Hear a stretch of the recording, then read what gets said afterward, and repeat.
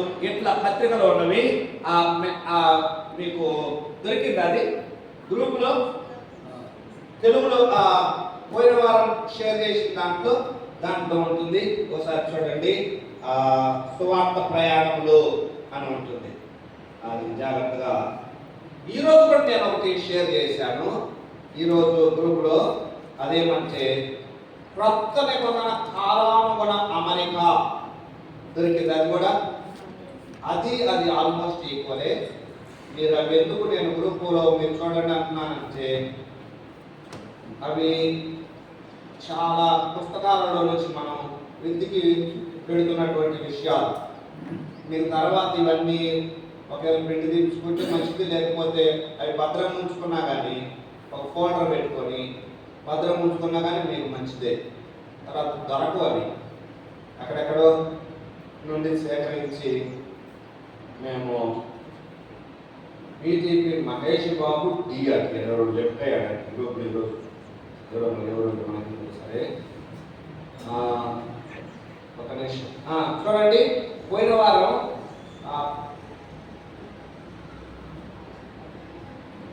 NT కాలానుగుణ అమరిక నేను నా చేతులతో రాసింది. అక్కడ అంత క్లారిటీ లేదు, అంటే అది నా రైటింగ్ సరిగా ఉండదండి.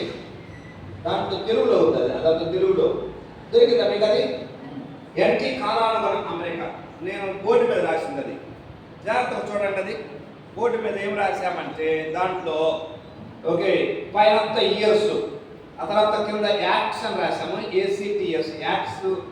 దాని ఆ రెండింటి మధ్యలో సువార్త ప్రయాణాలు అని రాశాము. ఫస్ట్, సెకండ్, థర్డ్, రోమ్లో ఖైదీ, ఆ తర్వాత రెండవసారి ఖైదీ అని సెకండ్ ఖైదీ అని రాశాము. దొరికింది అది. ఆ తర్వాత దాని కింద లైన్ అపోస్తుల గారు 2, 8, 10, 13, 14. ఆ తర్వాత గలతీయులకు అని ఉంది. కిందకి మీద పైన ఒక బాక్స్ వేసి గలతీయులకు అంటే 13, 14 అధ్యాయాల తర్వాత, అంటే 14 అధ్యాయం తర్వాత గలతీయులకు రాసిన పత్రిక రోమ్ అపోస్తలుల కార్యముల్లో 14 అధ్యాయం తర్వాత గలతీయులకు రాసిన పత్రిక వచ్చి అక్కడ కూర్చుంటుందండి. అదే ఇక్కడ గుర్తుపెట్టుకోవాల్సింది మీరు. ఓకే, అంటే అపోస్తలుల కార్యములు 14 అధ్యాయం తర్వాత 15వ అధ్యాయం స్టార్ట్ కావడానికి ముందే గలతీయుల పత్రిక వచ్చి అక్కడ కూర్చుంటుంది. కాలక్రమంగా మనం చూస్తే ఇప్పుడు చూడండి. ఇంకా ఆ తర్వాత 15వ అధ్యాయం యెరూషలేములో సమావేశం. 15వ అధ్యాయం యెరూషలేములో సమావేశం మనం చూసాము పోయిన వారం. 16 నుండి 18 అధ్యాయాలు రెండవ సువార్త ప్రయాణము అని ఉంది. అక్కడ సువార్త ప్రయాణాలు 2 అని ఉంది పైన. దానికి ఖచ్చితంగా కిందనే ఏముంది? 16, 18 అధ్యాయాల మధ్యలో 1, 2 తెస్సలోనికయులకు అని ఉంది కదా.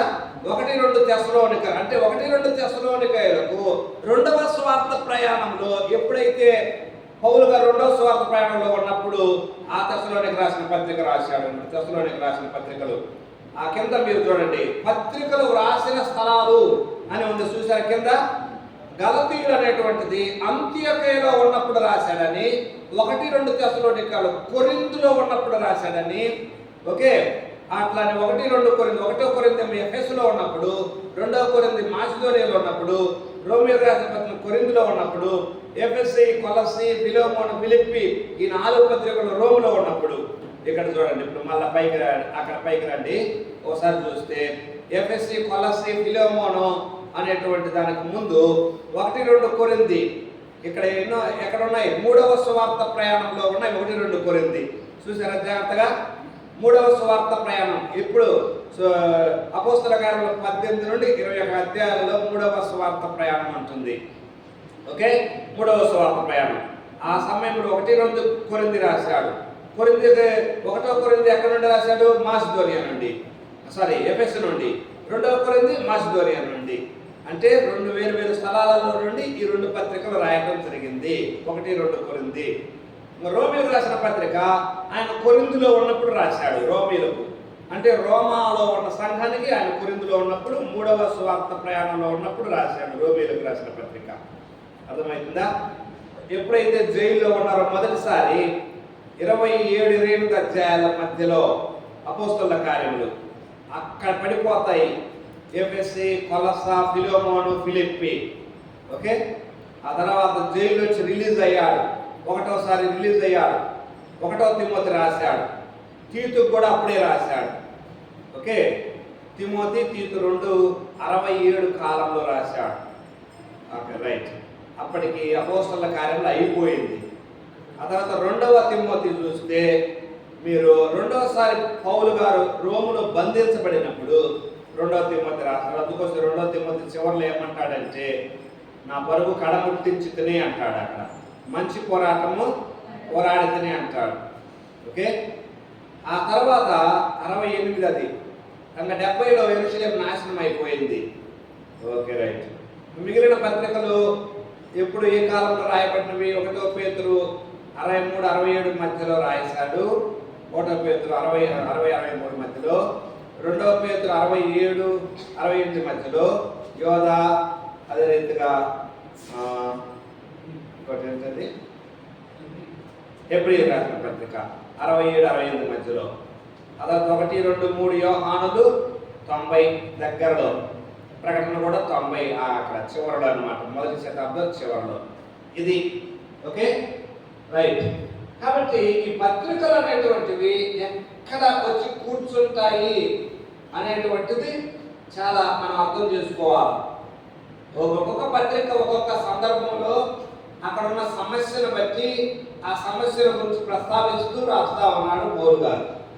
ఓకే రైట్, కొద్దిగా జాగ్రత్తగా చూడండి. ఇప్పుడు అపోస్తలుల కార్యములు అడుగుతారంటే ఇంకోసారి అపోస్తలుల కార్యములు నేను మన బై మిస్టేక్ పీటీపీ క్లోజర్ అనేటువంటిది టెలిగ్రామ్లో అది డిలీట్ చేశానండి గ్రూపు. మళ్ళా దాన్ని గ్రూప్ ఆన్ చేశాను, గ్రూప్లో మళ్ళా స్టార్ట్ చేశాను అన్నీ పెట్టటము. ఇప్పటికీ దాదాపు మరి జడ్జెస్ రూల్ వరకు పెట్టినట్టున్నాను టెలిగ్రామ్లో అది వస్తుంది, మీరు గమనించారో లేదు టెలిగ్రామ్లో. ఓకే, టెలిగ్రామ్లో పీటీపీ క్లోజర్ అనేటువంటిది ఎవరు లేదు టెలిగ్రామ్ గ్రూపులో. అందరూ ఉన్నారు, ఎక్కడ ఉన్న వాళ్ళు అందరూ ఉన్నారు టెలిగ్రామ్ గ్రూప్లో. ఉన్న వాళ్ళ చేతులు ఎంత కొద్దిగా. ఓకే, కొద్దిమంది ఉన్నారు, మిగిలిన వాళ్ళు లేరు. మీకు టెలిగ్రామ్ లేదన్నమాట మిగిలిన వాళ్ళు. టెలిగ్రామ్ ఉంటే దానివల్ల ప్రయోజనం ఏంటంటే పర్మనెంట్గా ఉంటాయి అవి పర్మనెంట్గా ఉంటాయి. పర్మనెంట్గా అంటే ఎన్ని సంవత్సరాలు ఉన్నాం మీరు నేను మనం ఉన్నా, మన తరం పోయినా ఇంకొక తరం వచ్చినా కానీ టెలిగ్రామ్లో ఆ గ్రూప్ కొట్టేస్తే దాంట్లో పెట్టినవి మొత్తం అట్లే ఉంటాయి, అవి తీసేయటం జరగదు. కాబట్టి అందుకోసం టెలిగ్రామ్లో నేను పెట్టేది. ఇంకా వీలైతే ఒక గ్రూపు యూట్యూబ్లో ఒక గ్రూప్ క్రియేట్ చేసి దాంట్లో కూడా లోడ్ చేద్దాము. ఎందుకంటే ఈ జ్ఞానం అనేటువంటిది నెక్స్ట్ జనరేషన్ కూడా ఉంటే బాగుంటుందని ఒకటి ఆలోచన, వేరే ఏం కాదు. ఓకే, మనం ఏదో పాపులారిటీ రావాలా వేరే ఆ ఉద్దేశం అసలు కానే కాదు. నెక్స్ట్ జనరేషన్ ఎవరైనా ఉపయోగించుకుంటారన్నమాట ఆలోచన. ఓకే రైట్, అపోస్తలుల కార్యములు టెలిగ్రామ్ ఎవరైనా ఎక్కించుకోకపోతే, పెద్ద ఫోన్ నుండి టచ్ ఫోన్ నుండి టెలిగ్రామ్ ఎక్కించుకోకపోతే టెలిగ్రామ్ యాప్ రాస్తున్నా బోర్డు మీద. ఒకవేళ ఇక్కడ చెప్తూ ఉన్నాం కానీ కొంతమంది TELE మళ్ళా కర్తక్షరాల్లో కూడా రాస్తారు. టెలిగ్రామ్ యాప్ అనేటువంటిది ఎక్కించుకున్నారనుకోండి మీరు, దాంట్లో టెలిగ్రామ్ యాప్ వాట్సాప్ ఎట్లాగో టెలిగ్రామ్ కూడా అట్లా. ఇంతకుముందు టెలిగ్రామ్ ద్వారానే మెసేజ్ పంపించేవాళ్ళు, మీకు తెలుసా? పోస్ట్ ఆఫీస్లో విన్నారా? టెలిగ్రామ్ అంటే స్పీడ్గా వెళ్ళిద్ది అనమాట. టెలిగ్రామ్ అంటే స్పీడ్గా వెళ్ళిద్దు. జస్ట్ ఒక్క లైనే, మీ నాన్న మంచాన పడ్డారు రారా అంటారు, అంతే. మంచాన పడ్డారు రారా కొద్దిగా, ఎందుకంటే ఎక్కువ మెసేజ్ అనుకోండి ఎక్కువ డబ్బులు కట్టవాడికి. ఒక్క లైనే ఒక్క టెలిగ్రామ్ స్పీడ్గా వెళ్ళిపోద్ది అనమాట.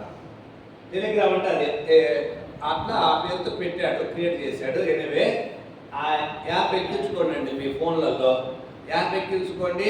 ఎవరైనా మీరు హెల్ప్ కావాలంటే ఇక్కడ ఉన్నప్పుడే సహోదరుల హెల్ప్, బ్రేకులో సహోదరుల హెల్ప్ తీసుకోవాలంటే వాళ్ళు ఎక్కిస్తారు.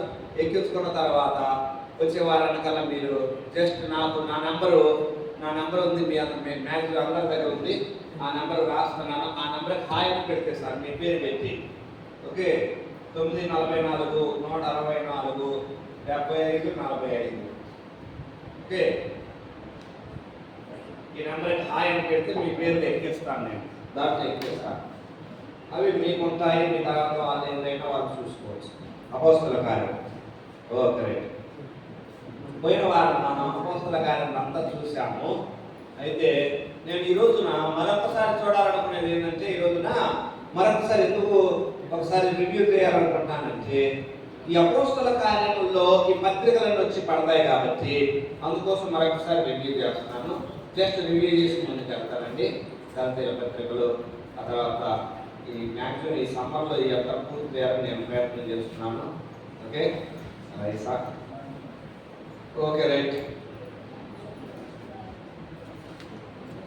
అపోస్తల కార్యముల్లో మనం ఈ అపోస్తల కార్యములు అనేటువంటి చూసినట్లయితే మొత్తం ఈ సువార్త అనేటువంటిది యెరూషలేము నుండి 1:8 ప్రకారం యెరూషలేములో, యూదయలో, సమరయలో, భూదిగంతముల వరకు నాకు సాక్షులై ఉందురు అనేటువంటిది యేసుప్రభు అక్కడ చెప్తారు.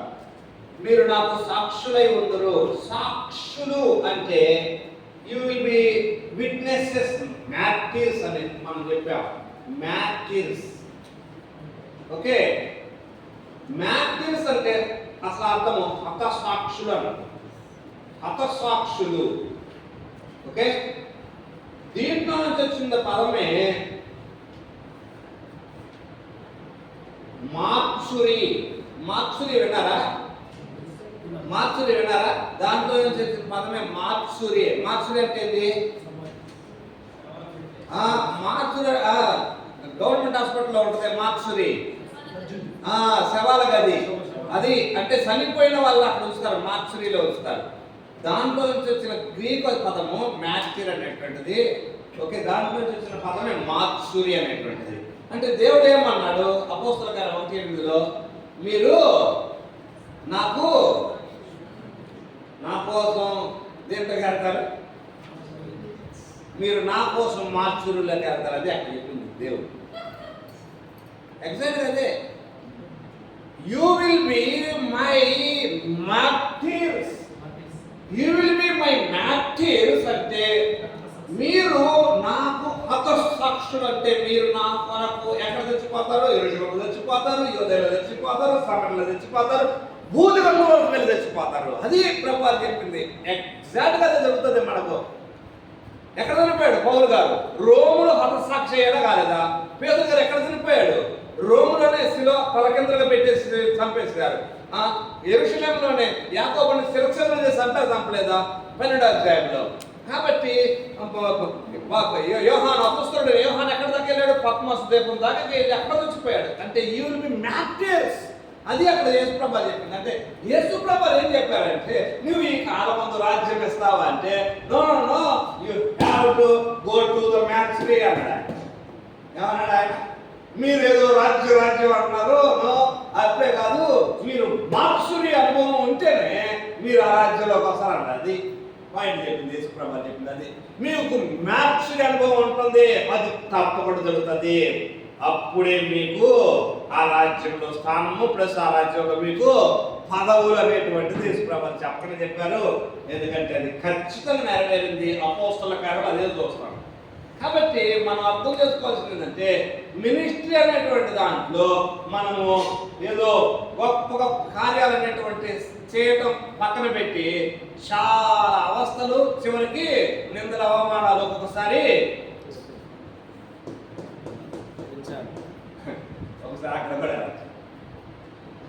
అక్కడ కూడా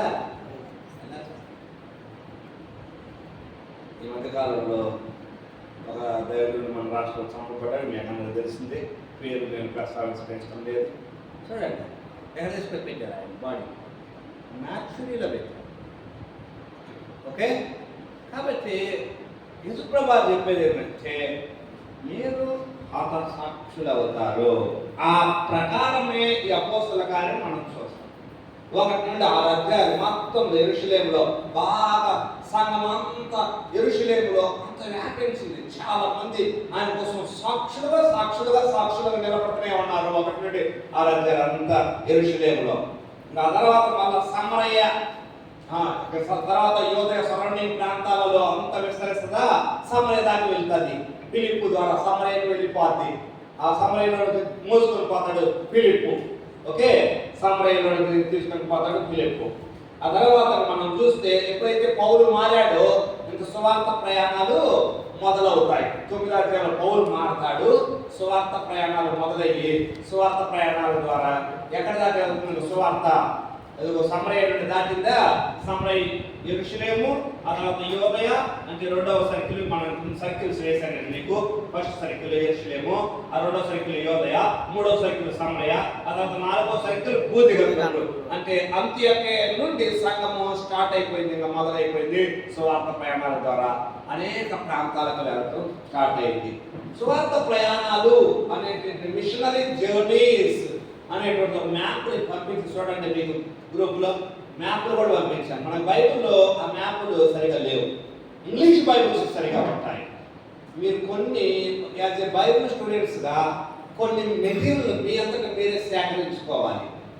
ఎట్లా తెలిసిన, ఇప్పుడు సపోజ్ కొన్ని నేను అక్కడక్కడ నేను సేకరించి గ్రూపుల్లో పెడుతున్నానా, అవి జిరాక్స్ కాపీ దగ్గరికి వెళ్ళి ఫోటోస్టాట్ దగ్గరికి వెళ్ళి ఈ ప్రింట్ తీయండి అంటే ప్రింట్ తీసుకోవాలి. ప్రింట్ తీసుకొని ఓకే ప్రయాణాలు చూడండి, ఆ ప్రయాణాలు ఎక్కడి నుంచి ఎక్కడికి బయలుదేరింది, యారో మార్పులు చూస్తే మీకు అర్థమవుతుంది ఎటువైపు ప్రయాణం బయలుదేరింది. ఒకసారి చూడండి, దాంట్లో గ్రూప్లోనే ఉంది ఆ map. First and second missionary journeys ఒక మ్యాప్ ఉంది, కలర్లో ఉంటుంది. First and second missionary journeys అని జాగ్రత్తగా చూడండి. First and second missionary journeys ఆ గ్రూప్లోనే కొద్దిగా పైకి వెళ్ళండి, ఉందని షేర్ చేశాను. పైకి వెళ్ళండి, ఇంకా పైకి వెళ్ళండి. పైకి వెళ్తే ఎక్కడైతే 24 మార్చ్ 24 నేను షేర్ చేశాను. మార్చ్ 24లో ఉన్నది పౌలు సువార్త ప్రయాణాలు అని ఉంది, కలర్ఫుల్ మ్యాప్స్. యేసుక్రీస్తు కాలంలో పాలస్తీనా అనే మ్యాప్ కింద ఉంది, దొరికిందా? కొంతమంది డిసప్పీరింగ్ పెడతారు, వాట్సాప్లో డిసప్పీరింగ్ ఆప్షన్ పెడతారు. అంటే ఒక 4 రోజుల్లో అన్ని మెసేజ్లు పోయేటట్టు. అట్లా పెట్టుకోకండి. అట్లా పెట్టుకున్నారు అనుకోండి, వచ్చిన మెసేజ్ అన్ని పోతాయి, ఆటోమేటిక్గా వెళ్ళిపోతాయి. అట్లాగా ఉండకూడదు. మీరేం పెట్టుకోవాలంటే మీడియా విజిబిలిటీ ఆఫ్ అని పెట్టుకోండి. మీడియా ఆఫ్ అని పెట్టుకోండి. దాంట్లో ఒక ఆప్షన్ మీ ఫోన్లోకి రావు, లోడ్ అవ్వయి. ఫోన్లో స్టోరేజ్ అంతా తీసుకోవు. ఓకే, ఫోన్లోకి రావు కానీ వాట్సాప్లో ఉంటాయి, కానీ ఫోన్లో స్టోరేజ్ అవ్వవు. అంటే మీ స్టోరేజ్ అయిపోదు. దాంట్లో ఆప్షన్ ఉంటుంది, మీడియా విజిబిలిటీ ఆఫ్ అనేటువంటి ఒకటి ఉంటుంది ఆప్షన్. మీడియా ఆఫ్ అనేటువంటి తెలిసినటువంటి వాళ్ళు ఎవరైనా హెల్ప్ తీసుకోనండి. మీడియా విజిబిలిటీ ఆఫ్ అని ఉంటుంది, ఆఫ్ అని ఉంటుంది. ఓకే, ఇక్కడ చూడండి Paul's first and second missionary journeys అని ఉంది. ఎట్లా కనిపిస్తుంది మీకు దొరికింది? అది మీ ఫోన్లలో ఉంది. అది ఫస్ట్ అండ్ సెకండ్, అదే ఎగ్జాక్ట్గా అదే. మీకు కొంతమంది చూస్తా ఉన్నారు, అదే రైట్. కలర్ఫుల్ మ్యాప్ లేదు, ఎట్లా ఉంది కలర్ఫుల్. ఓకే, ప్రయాణాలు మొదటి 2 సువార్త ప్రయాణాలు. మొదటి సువార్త ప్రయాణము ఆ రెడ్ మార్క్ లో చూడండి, పై ఆ మ్యాప్ లో 2 భాగాలు ఉన్నవి. ఫస్ట్ అండ్ సెకండ్ జర్నీస్ అని ఉంది, ఆ తర్వాత థర్డ్ అండ్ ఫోర్త్ జర్నీస్ అని ఉంది. చూసారా? ఓకే, దాంట్లోనే ఫస్ట్ అండ్ సెకండ్ జర్నీస్ మీరు చూడండి, అక్కడ గ్రీన్ లైన్ ఒకటి ఉంది, రెండవది సన్నగా కొద్దిగా డార్క్ లైన్ ఒకటి ఉన్నది. అక్కడ కింద ఏం ఇచ్చాడు అక్కడ చూస్తే మీరు ఫస్ట్ మిషనరీ జర్నీ అని ఇచ్చాడు. అది డార్క్ లైన్ యారో మార్క్తో పెట్టాడు. అంటే అక్కడ చూడండి మీరు చూస్తే యాంటయర్ సెలూకియా అనేటువంటిది 2 నెంబర్ దగ్గర. ఓకే, సిరియా ఉంది, SYRIA సిరియా అంటే సిరియా నుండి స్టార్ట్ అయ్యి అంత్యోక్య నుండి స్టార్ట్ అయ్యి యారో మార్క్ చూడండి ఎటువైపు వెళ్తుంది. యారో మార్కు అట్లా కిందకి వెళ్ళింది. సలామీస్, పాపోస్ అనేటువంటి ప్రాంతాలు సలామీ దగ్గర అక్కడికి వెళ్ళారు. ఆ తర్వాత చూడండి మీరు పైకి వెళ్తారు, అతాలియా, పెరగా, ఇసిదియా, ఈకోనియం అంటే ఈకోనియా, ఆ తర్వాత లొస్త్రా ఉంది, లిస్త్రా అంటే లొస్త్రా, దెర్బే దగ్గర వెళ్ళారా. మళ్ళీ అక్కడి నుంచి మళ్ళీ రిటర్న్ అయిపోయింది. చూడండి అదే వరకు మళ్ళీ రిటర్న్ అవుతా ఉంది. అక్కడ నుండి రిటర్న్ అయిపోయి మళ్ళీ వచ్చేసి అంత్యోక్యకి వచ్చారు. అంటే పిసిదియాకి వెళ్ళారు, దర్గాకి వెళ్ళారు, అతాలియాకి వెళ్ళారు. అక్కడ నుండి కుప్ర వైపుగా వచ్చేసి అంత్యోక్యకి వచ్చారు. అది మొదటి స్వార్థ ప్రయాణము. మీరు ఈ మ్యాప్ను చూసినప్పుడు మీరు అవి అక్కడ మీరు అపోస్తల కార్యం మ్యాప్ ఓపెన్ చేయాలి, అపోస్తల కార్యంలో అధ్యాయాలు కూడా పేరు చెప్పాను నేను మీకు. అపోస్తల కార్యం 13, 14 అధ్యాయాలని ఆ చార్ట్ రాశాను, టేబుల్ మీద రాసినప్పుడు, బోర్డు మీద రాసినప్పుడు. అంటే అపోస్తల కార్యం 13, 14 అధ్యాయాల్లో ఈ ప్రయాణం ఉంది. అంటే ఈ ప్రయాణం ఉందంటే ఈ ప్రయాణము ఏ ఏ ఊర్ల మీదుగా సాగింది అనేటువంటి హోంవర్క్ మీరు చేయాలి. అర్థమవుతుందా? హోంవర్క్ మీరు చేశారనుకోండి, అప్పుడు ఏమవుతుందంటే మీకు కొంత డిస్కవర్ మీరే చేస్తారు, కొంత డిస్కవర్ చేస్తారు, కొత్త విషయం కనుక్కుంటారు. అన్నం వండి ముద్దలన్నీ పిసికి మళ్ళీ నెయ్యి అంతా కలిపేసేసి నోటి దాకా పెట్టడం, అది కాదు. దాన్ని స్కూల్ ఫీడింగ్ అంటారు. అది చేయకూడదు. టీచర్స్ అవి చేయకూడదు. ఒక గైడెన్స్ ఇవ్వాలి. ఇంకా మీరు ముందుకు వెళ్ళండి అన్నారు అనుకోండి, ఓహో మనం ఈరోజు విషయం అసలు తెలుసుకోవాలి, ఆ అధ్యాయాలు చూద్దాము, అధ్యాయాలు ఏ ఊర్లు వెళ్ళారో కూర్చోవాలా, ఒక పేపర్ తీసుకోవాలి, పేపర్ మీద రాసుకోవాలి, అన్ని రాసుకుంటున్నారు అనుకోండి, అది స్టూడెంట్ యొక్క లక్షణం. ఓకే, కాబట్టి అట్లాంటివి మీరు చేశారనుకోండి, నేను ఈరోజు ఈ విషయం కనుక్కున్నాను, ఈరోజు ఈ విషయం నేను నేర్చుకున్నాను అనేటువంటిది అవంతా మీరు పిన్ చేసుకొని భద్రంగా పెట్టుకున్నారనుకోండి, అప్పుడు అది చాలా వాల్యుబుల్గా ఉంటుంది. మొదటి సువార్త ప్రయాణం అది. దాంట్లోనే అదే మ్యాప్లో ఏమున్నదంటే రెండవ సువార్త ప్రయాణం అక్కడే ఉన్నది. చూడండి మీరు అక్కడే చూస్తే. ఓకే, జస్ట్ మళ్ళీ అదే చూస్తా ఉన్నాం. ఒక నిమిషం. ఏ తారీఖు చేశారు అయ్యా? 24 మార్చి 24 పైకి వెళ్తే అక్కడ ఉంది మార్చి 24. ఓకే, రెండో మ్యాప్ ఉంది అక్కడ. ఇస్రాయేల్ ప్రస్తుతం ఇస్రాయేల్ అనే మ్యాప్ పైన అన్నమాట. ప్రస్తుతం ఇస్రాయేల్ అనేటువంటిది దానిపైన. ఇప్పుడు దాంట్లోనే ఆ పై మ్యాప్లోనే రెండో స్వార్థ ప్రయాణం చూడండి, కొద్దిగా బ్రాడ్ అయిపోయింది. అంటే ఇంకొంచెం ఎడం వెళ్ళిపోయారు రెండో స్వార్థ ప్రయాణంలో. ప్రయాణం ఎక్కడి నుంచి స్టార్ట్ అయింది? గ్రీన్ మార్క్ పెట్టాడా? అది ఎక్కడి నుంచి స్టార్ట్ అయిందంటే యెరూషలేం దగ్గర నుండి స్టార్ట్ అయింది. యాదవ మార్కు చూడండి, అటు పోతుంది. యెరూషలేం నుండి అంత్యోక్యకి వచ్చారు. ఎందుకు యెరూషలేం నుండి స్టార్ట్ అయిందంటే మొదటి స్వార్థ ప్రయాణం అయిపోయిన తర్వాత యెరూషలేంలో సమావేశం ఏర్పాటు చేశారు. 15వ అధ్యాయంలో, అపోస్తల కార్యం 15వ అధ్యాయంలో సమావేశంలో ఒక తీర్మానం చేశారు పెద్దలందరూ. ఓకే, అన్యులు సున్నతి పొందాల్సిన అవసరం లేదు అనే తీర్మానం చేశారు. విగ్రహాలు పోవద్దు, బొత్తుపై చంపిన వాళ్ళు తినకూడదు, జాగ్రత్తలు చేయకూడదు, రక్తం తాగకూడదు. ఇది ఈ 4 పాయింట్లు తీర్మానం చేశారా? ఆ విషయాలు తీసుకొని, ఆ దస్తావేజులను తీసుకొని సువార్త ప్రయాణం మొదలు పెట్టారు. అంత్యోక్యకి వెళ్ళారు. అక్కడే ఉంది, మీరు చూడండి జాగ్రత్తగా. అంత్యోక్యకి వెళ్ళారా? అంత్యోక్య నుండి తార్సు వైపు వెళ్ళారు. చూసారు? ఇప్పుడు ప్రయాణం ఎటు సాగుతుంది? ఇప్పుడు ప్రయాణం సముద్రంలో కాదు. రెండవ సువార్త ప్రయాణం సముద్రంలో కాదు. రెండవ సువార్త ప్రయాణం ల్యాండ్లో సాగుతూ ఉంది. ఈ బ్లూ, ఆ మ్యాప్లలో బ్లూ ఎక్కడైతే మీకు కనిపిస్తుందో అదంతా సముద్రం, నీళ్లు. గుర్తుపెట్టుకోండి. ఓకే, అక్కడ మీరు చూస్తే రెండో సువార్త ప్రయాణం మీరు చూడండి. అంత్యోక్యకి వెళ్ళారా? తర్వాత తార్సు నుండి లిస్త్రా ఫస్ట్ సువార్త ప్రయాణంలో లుస్త్రాలో ఉన్నారా లేదా? ఉన్నారు. అంటే రెండో సువార్త ప్రయాణంలో కూడా మొదటి స్వార్థ ప్రయాణంలో ఏ ప్రాంతాలు కవర్ చేశారు, రెండవ స్వార్థ ప్రయాణంలో మళ్ళీ విజిట్ చేసుకుంటూ వెళ్ళారన్నమాట. ఓకే, లుస్త్రా, ఆ తర్వాత ఈకోనియా, లుస్త్రా తర్వాత ఈకోనియా, ఇంకా పైకి వెళ్తే అంత్యోక్య, ఇంకా అక్కడి నుంచి 6వ మార్కు పైకి వెళ్తుంది. చూడండి ఎటువైపు వెళ్తుంది? ఫ్రిగియా మీద త్రోయకి వెళ్ళారు. TROAS, ట్రోయా, అది ట్రోయా అన్నమాట. ట్రోయా నుండి ఎటు వెళ్ళారు? అక్కడ నుండి అక్కడ చూడండి మీరు చూస్తే అక్కడ నుండి ఫిలిప్పీకి వెళ్ళారు. ఫిలిప్పీ జైలరు చూసారా? మనం చూసాం కదా ఫిలిప్పీ జైలరు అక్కడ అన్నమాట. అది ఫిలిప్పీకి వెళ్ళారు. ఫిలిప్పీ నుండి మీరు చూడండి అక్కడ కిందకు వస్తే తెస్సలోనికకి వచ్చారు. చూసారా? తెస్సలోనిక ఇంగ్లీష్లో ఉన్నా కానీ చదివితే జాగ్రత్తగా నాకు అర్థం. తెస్సలోనిక నుండి బెరయకు వచ్చారు. బెరయ నుండి ఆ తర్వాత మీరు కిందకు ప్రయాణము ఏథెన్స్కి వచ్చారు. ఏథెన్స్ నుండి కొరింథుకు వచ్చారు. కొరింథు నుండి ఎఫెసుకు వచ్చారు. చూసారా? ఎఫెసు నుండి మళ్ళీ ప్రయాణం అంతా ఎటు సాగుతుంది? సముద్రంలో. సముద్ర ప్రయాణం అంతా ఎక్కడికి వచ్చారు? తిరిగి యెరూషలేముకి వచ్చారు. చూసారా? అది రెండవ స్వార్థ ప్రయాణం. రెండవ స్వార్థ ప్రయాణం ఎక్కడి నుంచి స్టార్ట్ అయిందో అక్కడ అర్థమైంది. మళ్ళీ అక్కడి నుంచి అంత్యోక్యకి వచ్చారు. రెండవ స్వార్థ ప్రయాణం అది. కాబట్టి రెండవ స్వార్థ ప్రయాణంలో ఉన్నప్పుడు పౌలు గారు తెస్సలోనికీయులకు పత్రిక రాశారు. ఆ మ్యాప్లో మీరు చూస్తే తెస్సలోనికీయులకు ఎక్కడి నుండి రాశాడు అంటే చూడండి, ఆయన ఎక్కడ ఉన్నప్పుడు తెస్సలోనికీయులకు రాశాడంటే ఎఫెస్లో ఉన్నప్పుడు తెస్సలోని రాశాడు. అంటే ఆ తెస్సలోని దాటి వచ్చిన తర్వాత ఈ ఎఫెస్కి వచ్చారు కదా, ఎఫెస్కి వచ్చిన తర్వాత వాళ్ళకి రాశాడు అన్నమాట ఉత్తరం. ఓకే, ఒకసారి జస్ట్ ఒక నిమిషం.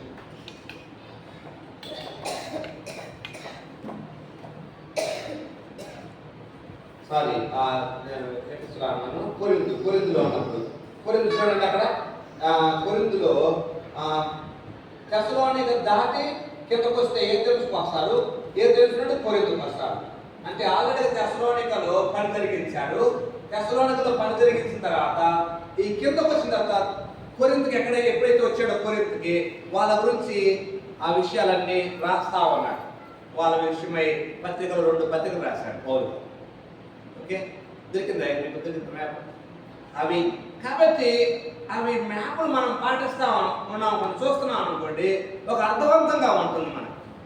ఇదంతా మనకి సామాన్యంగా ఇవన్నీ టెక్నికల్ విషయాలు. టెక్నికల్ అంటే కొన్ని ఏదో మెసేజ్ అంటే నా కాపరి నాకు లేకగలదు అని మెసేజ్ చెప్పామనుకోండి, అది అందరూ చెప్పగలరు.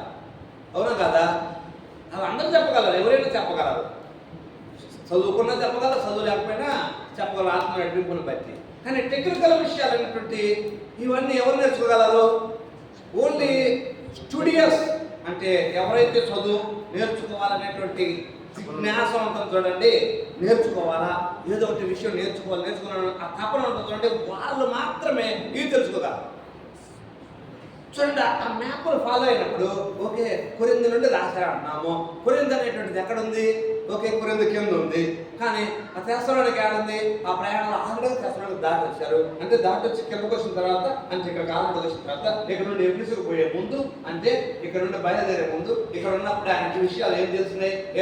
తెస్సలోనిక పత్రికలో ఏ విషయాలు మెన్షన్ చేశాడు అంటే ఏదో విషయాలు మెన్షన్ చేశాడు కొరింథులో ఉన్నప్పుడు.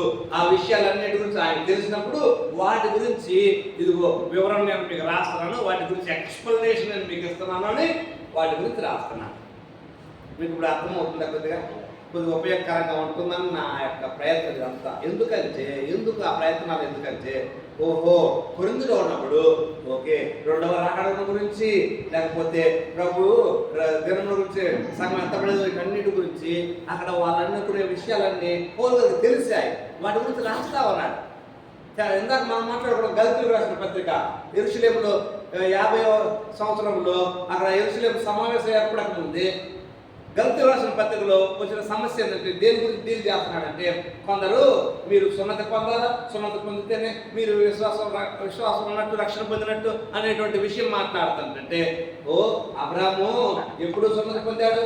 అబ్రాహాము దేవుని నమ్మను, అది అతను నీతిగా ఎంచబడినాడు. సున్నతి పొందక మునిపే అది 15వ అధ్యాయంలో అంటే సున్నతి ముఖ్యం కాదు అని ఇష్మాయేలు గురించి, ఇస్సాకు గురించి ఆ గలతీయులకు రాసిన పత్రికలో ఆయన మాట్లాడుతూ ఉంటాడు. మాట్లాడినప్పుడు చూడండి, మీరు మరలా కాడి కిందకి వెళ్ళొద్దు, కాడి కిందకి వెళ్ళి మీరు బానిసలు కావద్దు.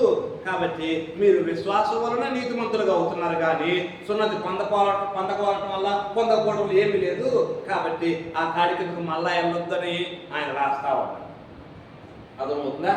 కాబట్టి పత్రికలు రాసినప్పుడు అవి ఏ సందర్భంలో రాశాడు, ఆ టైంలో అట్లా రాయడానికి కారణం ఏంటి అనే విషయం మనకు అర్థమైతే వాటిలో ఉన్నటువంటి విషయం మనకు ఇంకా తేటగా అర్థమవుతుంది. ఓకే, రెండవ స్వార్థ ప్రయాణం అది.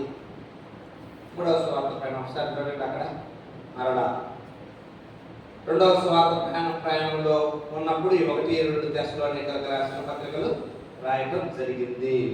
కొరింథులో నుండి ఆయన పంపిస్తున్నాడు లెటర్స్ పౌలు గారు. ఓకే, ఆమె కింద సగభాగం. మూడవ స్వార్థ ప్రయాణము, తర్వాత 4వ ప్రయాణం, 4th జర్నీ అని ఉంటుంది. 3rd machinery journey, 4th journey. ఇప్పుడు చూడండి, 3rd మిషనరీ జర్నీ ఏ రంగులో ఇచ్చాడు? రెడ్ కలర్లో ఇచ్చాడా? యారో మార్కు రెడ్ కలర్లో ఇచ్చాడు. సువార్త ప్రయాణం ఎంత సుదూరం వెళ్ళిపోయింది చూడండి. ఆ ప్రయాణం జాగ్రత్తగా చూడండి. మీరు చూస్తే ఎక్కడి నుండి స్టార్ట్ అయింది? అంత్యోకియా నుండి స్టార్ట్ అయింది కదా. రెడ్ మార్కు, ఆ యారో మార్కు ఎటువైపు వెళ్ళింది? ల్యాండ్ కూడా వెళ్ళింది. స్టార్టింగ్ ల్యాండ్ కూడా ఎటు వెళ్ళింది? ఫస్ట్ 1-2 సువార్త ప్రయాణాలు ఎటైతే ఉందో అటే వెళ్తున్నాడు మరలా. అంటే ఎందుకు మరలా అటే ఎందుకు? ఎక్కడైతే సంఘాలు ఉన్నావో ఆ సంఘాలను బలపరుచుకుంటూ వెళ్తున్నాడు పౌలు గారు. ఎక్కడైతే సంఘాలు ఉన్నావో ఆల్రెడీ స్టార్ట్ అయినవో మొదటి స్వార్థ ప్రయాణంలో స్టార్ట్ అయిన సంఘాలు రెండో స్వార్థ ప్రయాణం విజిట్ చేసి మళ్ళా వాటిని మూడో స్వార్థ ప్రయాణం విజిట్ చేసి వాళ్ళని బలపరుచుకుంటూ వెళ్తారు. సంఘ స్థాపన అనేటువంటిది ఒక ప్యాటర్న్, ఒక అమరిక అనేటువంటిది పౌలు గారు మంచిగా మాదిరి చూపించారు. సంఘ స్థాపన, సంఘాలు బలపరచుకునేటువంటిది పౌలు గారు మంచి మాదిరి చూపించారు. ఓకే, చూడండి ఇప్పుడు ప్రయాణం మూడవ స్వార్థ ప్రయాణం చూస్తే అక్కడ జాగ్రత్తగా అది ఏ అధ్యాయంలో ఉంది మనకు బైబిల్లో? అపోస్తల కార్యం 18 నుండి 21 అధ్యాయాల్లో ఉంటుంది. అది 18 నుండి 21 అధ్యాయాల్లో. ఆ టైంలోనే ఈ మూడవ స్వార్థ ప్రయాణంలో ఉన్నప్పుడే కొరింథీయులకు రాసిన మొదటి పత్రిక, రెండవ పత్రిక, రోమీయులకు రాసిన పత్రిక రాస్తాడు. ఎక్కడెక్కడ నుండి రాశాడు ఇప్పుడు జాగ్రత్తగా చూద్దాం. నేను అంతకుముందు షేర్ చేసినటువంటి టేబుల్ మీద బోర్డు మీద రాసిన దాన్ని కూడా ముందు పెట్టుకున్నాను. ఆ మూడవ సువార్త ప్రయాణంలో చూడండి జాగ్రత్తగా. మూడవ సువార్త ప్రయాణం తార్సు, దెర్బే, ఈకోనియం, లిస్త్రా, అంతియోకియా, పిసిదియలోని అంతియోకియా, తర్వాత ఎఫెసుకి వెళ్ళాడా? ఎఫెసు నుండి మిలేతు, ఆ తర్వాత అస్సు, ఆ తర్వాత త్రోయకి వెళ్ళిన తర్వాత ఫిలిప్పీకి వెళ్ళాడు. మొదటి రెండో స్వార్థ ప్రయాణంలో కూడా ఫిలిప్పీకి వెళ్ళాడు. ఓకే, ఫిలిప్పీ నుండి ఇప్పుడు చూడండి జాగ్రత్తగా. ఆ తర్వాత మళ్ళా తెస్సలోనిక, బెరయా, అంఫిపోలి కూడా ఉంది. అక్కడ అంఫిపోలి కూడా ఉంది. బెరయా, తర్వాత అపోలోనియా కూడా ఉంది. ఆ తర్వాత చూస్తే అకయ ప్రాంతంలో ఉన్న కొరింథు. ఓకే, కొరింథు దాకా వెళ్ళి మళ్ళీ అక్కడ నుండి రిటర్న్ అయింది. చూడండి ప్రయాణం చూసారా? కొరింథు దాకా వెళ్ళి ఓకే మళ్ళీ రిటర్న్ అయింది ప్రయాణం. చూసి అక్కడ జాగ్రత్తగా చూస్తే అంటే ఇప్పుడు చూడండి రిటర్న్ అయితే అక్కడ నుండి కొరింథు నుండి మళ్ళీ తిరిగి అదే ప్రాంతాలకు వెళ్ళాడు. ఆ బెరయాకి వెళ్ళాడు, తెస్సలోనికకి వెళ్ళాడు, ఫిలిప్పీకి వెళ్ళాడు, ఫిలిప్పీ నుండి త్రోయకి వెళ్ళాడు, త్రోయ నుండి ఇప్పుడు రిటర్న్ ప్రయాణం చూడండి. రిటర్న్ ప్రయాణం ఓకే మిలేతు, ఆ తర్వాత ఎఫెసు. ఓకే, ఎప్పుడైతే ఎఫెసుకు వచ్చాడో తిరిగి ప్రయాణంలో ఎఫెసుకు ఎప్పుడైతే వచ్చాడో అక్కడ ఉన్నప్పుడు కొరింథులో ఉన్న సమస్యలన్నీ పౌలు గారి దగ్గరికి వచ్చినాయి వార్తలుగా. కొరింథులు ఎట్లున్నారయ్యా? కొరింథులో విగ్రహాలు కనిపించిన వాటి గురించి, మరి సహోదరుడు పాపం చేసే దాని గురించి, ఇవన్నీ వివిధ భాషలు, వీటన్నిటి గురించి సమస్యలు ఉన్నవి, వీటన్నిటి గురించి ఏంటి అనేటువంటిది వస్తే కొరింథీయులకు పత్రిక రాస్తా ఉన్నాడు ఎఫెసు నుండి. అది మొదటి కొరింథీ. ఓకే, ఎఫెసులో వచ్చాడు కదా, తిరిగి ఎఫెసుకు వచ్చాడు కదా. ఎఫెసులో ఉన్నప్పుడు అక్కడ రాస్తున్నాడు. ఓకే రైట్, ఎఫెసులో ఉన్నప్పుడు అన్నమాట. అంటే అది దాదాపుగా 56 ఆ టైంలో రాస్తా ఉన్నాడు. ఓకే చూడండి జాగ్రత్తగా. ఒక్క నిమిషం, నేను అక్కడ కొద్దిగా మిస్టేక్ జరిగింది. తిరుగు ప్రయాణంలో కాదు, వెళ్ళేటప్పుడు అనమాట. ఆయన వెళ్ళేటప్పుడు మొదటగా వెళ్తున్నాడు కదా, కొరింథు దాకా వెళ్ళాడా? ఆ కొరింథుకు వెళ్ళినప్పుడు ఫస్ట్ వెళ్ళేటప్పుడు ఒక్క నిమిషం, ఎఫెసుకు వెళ్ళినప్పుడు అది వెళ్ళే ప్రయాణంలో, తిరుగు ప్రయాణంలో కాదు, ఎఫెసుకు వెళ్ళినప్పుడే కొరింథులో మొదటి స్వార్థ ప్రయాణంలోనే రెండవ స్వార్థ ప్రయాణంలో కొరింథు దగ్గరకు వచ్చాడు. కొరింథు గురించి సమాచారం వచ్చింది. అది 56లో. ఆ తర్వాత పైకి వెళ్ళిపోయాడు చూడండి, మాసిదోనియా అంటే ఫిలిప్పీకి వచ్చినప్పుడు అక్కడ ఇంకొంత సమయం పట్టింది. ఫిలిప్పీకి వచ్చేసరికి కదా, అక్కడికి వచ్చిన తర్వాత ఆయనకి ఏం తెలిసిందంటే, మీరు ఫస్ట్ లెటర్ రాశారు, ఆ లెటర్కి వాళ్ళు స్పందించారు, వాళ్ళు సరిదేసుకున్నారు, చక్కగా జీవించడం మొదలుపెట్టారు కాబట్టి అనేటువంటి విషయం ఎప్పుడైతే పౌలు గారి దగ్గరకు వచ్చిందో అప్పుడు కొరింథీయులకు రాసిన రెండవ పత్రిక మళ్ళా కొన్ని నెలల తర్వాత మళ్ళీ రెండవ పత్రిక ఆయన ఫిలిప్పీ ఆ ప్రాంతంలో ఉన్నప్పుడు రాశాడు. ఓకే, ఫిలిప్పీ ఆ ప్రాంతంలో ఆ ప్రయాణం కంటిన్యూ అయింది. ఆ కంటిన్యూ అయిన తర్వాత రెండవ పత్రిక రాసిన తర్వాత కొరింథీకి వెళ్ళాడు. నేను వచ్చినప్పుడు మీరు నన్ను స్వీకరిస్తారని ఆ రెండవ కొరింథీకి రాస్తాను. అక్కడ రెండవ కొరింథీకి రాసినప్పుడే తర్వాత ఆ కొరింథీకి వెళ్ళి వారిని చక్కగా కలిసి వాళ్ళతో ఆయన పత్రికలో బాగా ఘాటుగా వారిని హెచ్చరించిన వాళ్ళ తర్వాత కలుసుకొని చాలా సంతోషించారు. ఆ కొరింథీలో ఉన్నప్పుడు రోమాలో ఉన్న సంఘానికి అప్పుడు రాస్తున్నాడు ఆయన రోమిలకు రాసిన పత్రిక. రోమ్కి ఇప్పటివరకు వెళ్ళాడా? ఇది 3వ సువార్త ప్రయాణము. 3వ సువార్త ప్రయాణం అయ్యేందుకు రోమ్కి వెళ్ళాలా అంటే రోమ్కి వెళ్ళకుండానే రోమిలకు పత్రిక రాస్తున్నాడు ఆయన. మీకు అర్థమవుతుంది పాయింట్? 3వ సువార్త ప్రయాణం దాకా మీకు రోమ్ తగిలింది. ఎప్పటివరకు రోమ్ తగల్లా, కానీ రోమిలకు పత్రిక రాస్తున్నాడు. అంటే అర్థమైందంటే పౌలు గారు రోముకు వెళ్ళకముందే రోములో సంఘం ఏర్పడింది. పేతురు గారు కూడా అప్పటికి వెళ్ళాలి రోముకి. పేతురు గారు వెళ్ళకముందే కూడా రోములో సంఘం ఏర్పడింది. అంటే అర్థమేమంటే రోములో ఎవరో సంఘం స్టార్ట్ చేశారు. రోములో సంఘం ఎవరు స్టార్ట్ చేశారు? శిష్యులు ఇంకా అక్కడికి వెళ్ళలేదు, అపోస్తలులు వెళ్ళలేదు, కానీ ఎవరు స్టార్ట్ చేశారు? నేను పదే చెప్తూనే వస్తున్నాను. పెంతెకోస్తు రోజున వెళ్ళిపోయిన వాళ్ళు రోములో సంఘం స్టార్ట్ చేశారని. రోములో ఉన్నటువంటి సామాన్య విశ్వాసుల ద్వారా రోములో సంఘం ఏర్పడింది. పెంతెకోస్తు పండుగ రోజు వచ్చి మారు మనసు పొంది బాప్తిజం తీసుకొని పోయారే, వాళ్ళ ద్వారా సంఘం ఏర్పడింది. అందుకోసం రోమిలకు రాసిన పత్రికలో మీరు లాస్ట్ అధ్యాయంలో ఉంటుంది, వాళ్ళ ఇంట్లో ఉన్న సంఘం, వాళ్ళ ఇంట్లో ఉన్న సంఘం, వాళ్ళ ఇంట్లో ఉన్న సంఘం, వాళ్ళ ఇంట్లో ఉన్న సంఘం అనే సంఘాలు అందరి గురించి ఎట్లా తెలుసు? పౌలు గారికి ఎవరో పౌలు గారి దగ్గరకు వస్తా ఉన్నారు. పౌలు గారికి విషయం చెప్తా ఉన్నారు. ఏమంటే రోములు ఎట్లా ఉందండి, రోములు ఎట్లా ఉన్నారండి, వాళ్ళ ఇంట్లో ఇట్లా సంఘం నడుస్తుందండి, వాళ్ళ ఇంట్లో ఇట్లా గ్యాదర్ అవుతున్నారండి, వాళ్ళు ఈ ఏరియాలో ఉన్నారండి అని చెప్తా ఉన్నారంటే అన్ని వినినటువంటి పౌలు గారు ఆ రోమిలకు ఒక పత్రిక రాస్తా ఉన్నారు. రోమిలకు రాసిన పత్రిక ఒక రకంగా చెప్పాలంటే ఒక చిన్న గాస్పల్ అంటారు. ఓకే, అవన్నీ మనం వచ్చే నెక్స్ట్ క్లాస్ నేను మ్యాక్సిమం నాకు పత్రికల్లో ప్రయత్నం చేస్తాను. ఓకే, కాబట్టి ఈ రోమిలకు రాసిన పత్రిక ఎక్కడ పడుతుందంటే 18-21 అధ్యాయాలలో ఎక్కడైతే కొరింథీలో ఉన్నాడా, కొరింథీలో ఉన్నప్పుడు నేను మళ్ళా బైబిల్లో ఆ రెఫరెన్స్ దగ్గరికి వెళ్ళటంలా కొరింథీలో ఉన్నప్పుడు అని ఎక్కడైతే కొరింథీ మీరు చూస్తారా, కొరింథీ దగ్గర అక్కడ ఏం రాయాలి మీరు? రోమా పత్రిక అని రాయాలి. అక్కడ మీరు రాసుకోవాలి. అది రోమా పత్రిక ఇక్కడ నుండి రాశాడు అని రాసుకోవాలి ఎగ్జాక్ట్గా. ఓకే, మాసిదోనియాలో ఉన్నప్పుడు 2వ కొరింథీ అంటే ఫిలిప్పీలో ఉన్నప్పుడు 2వ కొరింథీ రాశాడు. ఎఫెసులో ఉన్నప్పుడు 1 కొరింథీ రాశాడు. ఎఫెసులో ఉన్నాడు పోయేటప్పుడు ప్రయాణం 3వ సువార్త ప్రయాణం వెళ్ళేటప్పుడు అది. కాబట్టి వాళ్ళ స్థలాలలో ఉన్నప్పుడు పౌలు గారు ఆ పత్రికలు రాసినట్టుగా మనం చూస్తా ఉన్నాం. 18-21 అధ్యాయాల మధ్యలో ఈ 3 పత్రికలు పడిపోతాయి. ఇప్పుడు ఎన్ని పత్రికలు అయిపోయినాయి? 6 అయిపోయినాయి. గలతీయులకు రాసిన పత్రిక అయిపోయింది 13-14 అధ్యాయాల మధ్యలో, లేకపోతే 14 అధ్యాయాల చివరిలో. 1-2 తెస్సలోనికలు అవి అయిపోయినాయి. 16-18 అధ్యాయాలలో అయిపోతాయి. కొరింథీయులకు రాసిన మొదటి పత్రిక, 2వ పత్రిక, రోమిలకు రాసిన పత్రిక, ఈ 3వ పత్రికలు 18-21 అధ్యాయాల మధ్యలో పడిపోయినాయి. 6 అయిపోయినాయి. ఇంకెన్ని ఉన్నాయి? ఇంక 7 ఉన్నాయి. ఈ 7లో 4 పత్రికలు ఒకే స్థలంలో రాసి పడేశారు. రోమాలో ఫస్ట్ సారి జైల్లో ఉన్నాడు. అదే మనకు దొరుకుతా ఉంది. ఎక్కడంటే చూడండి, అక్కడ 27 అధ్యాయాల మధ్యలో అన్నమాట. 27 అధ్యాయాల మధ్యలో అపోస్తలుల కార్యములో 27 అధ్యాయాల మధ్యలో మొదటిసారి జైల్లో వేయబడతాడు.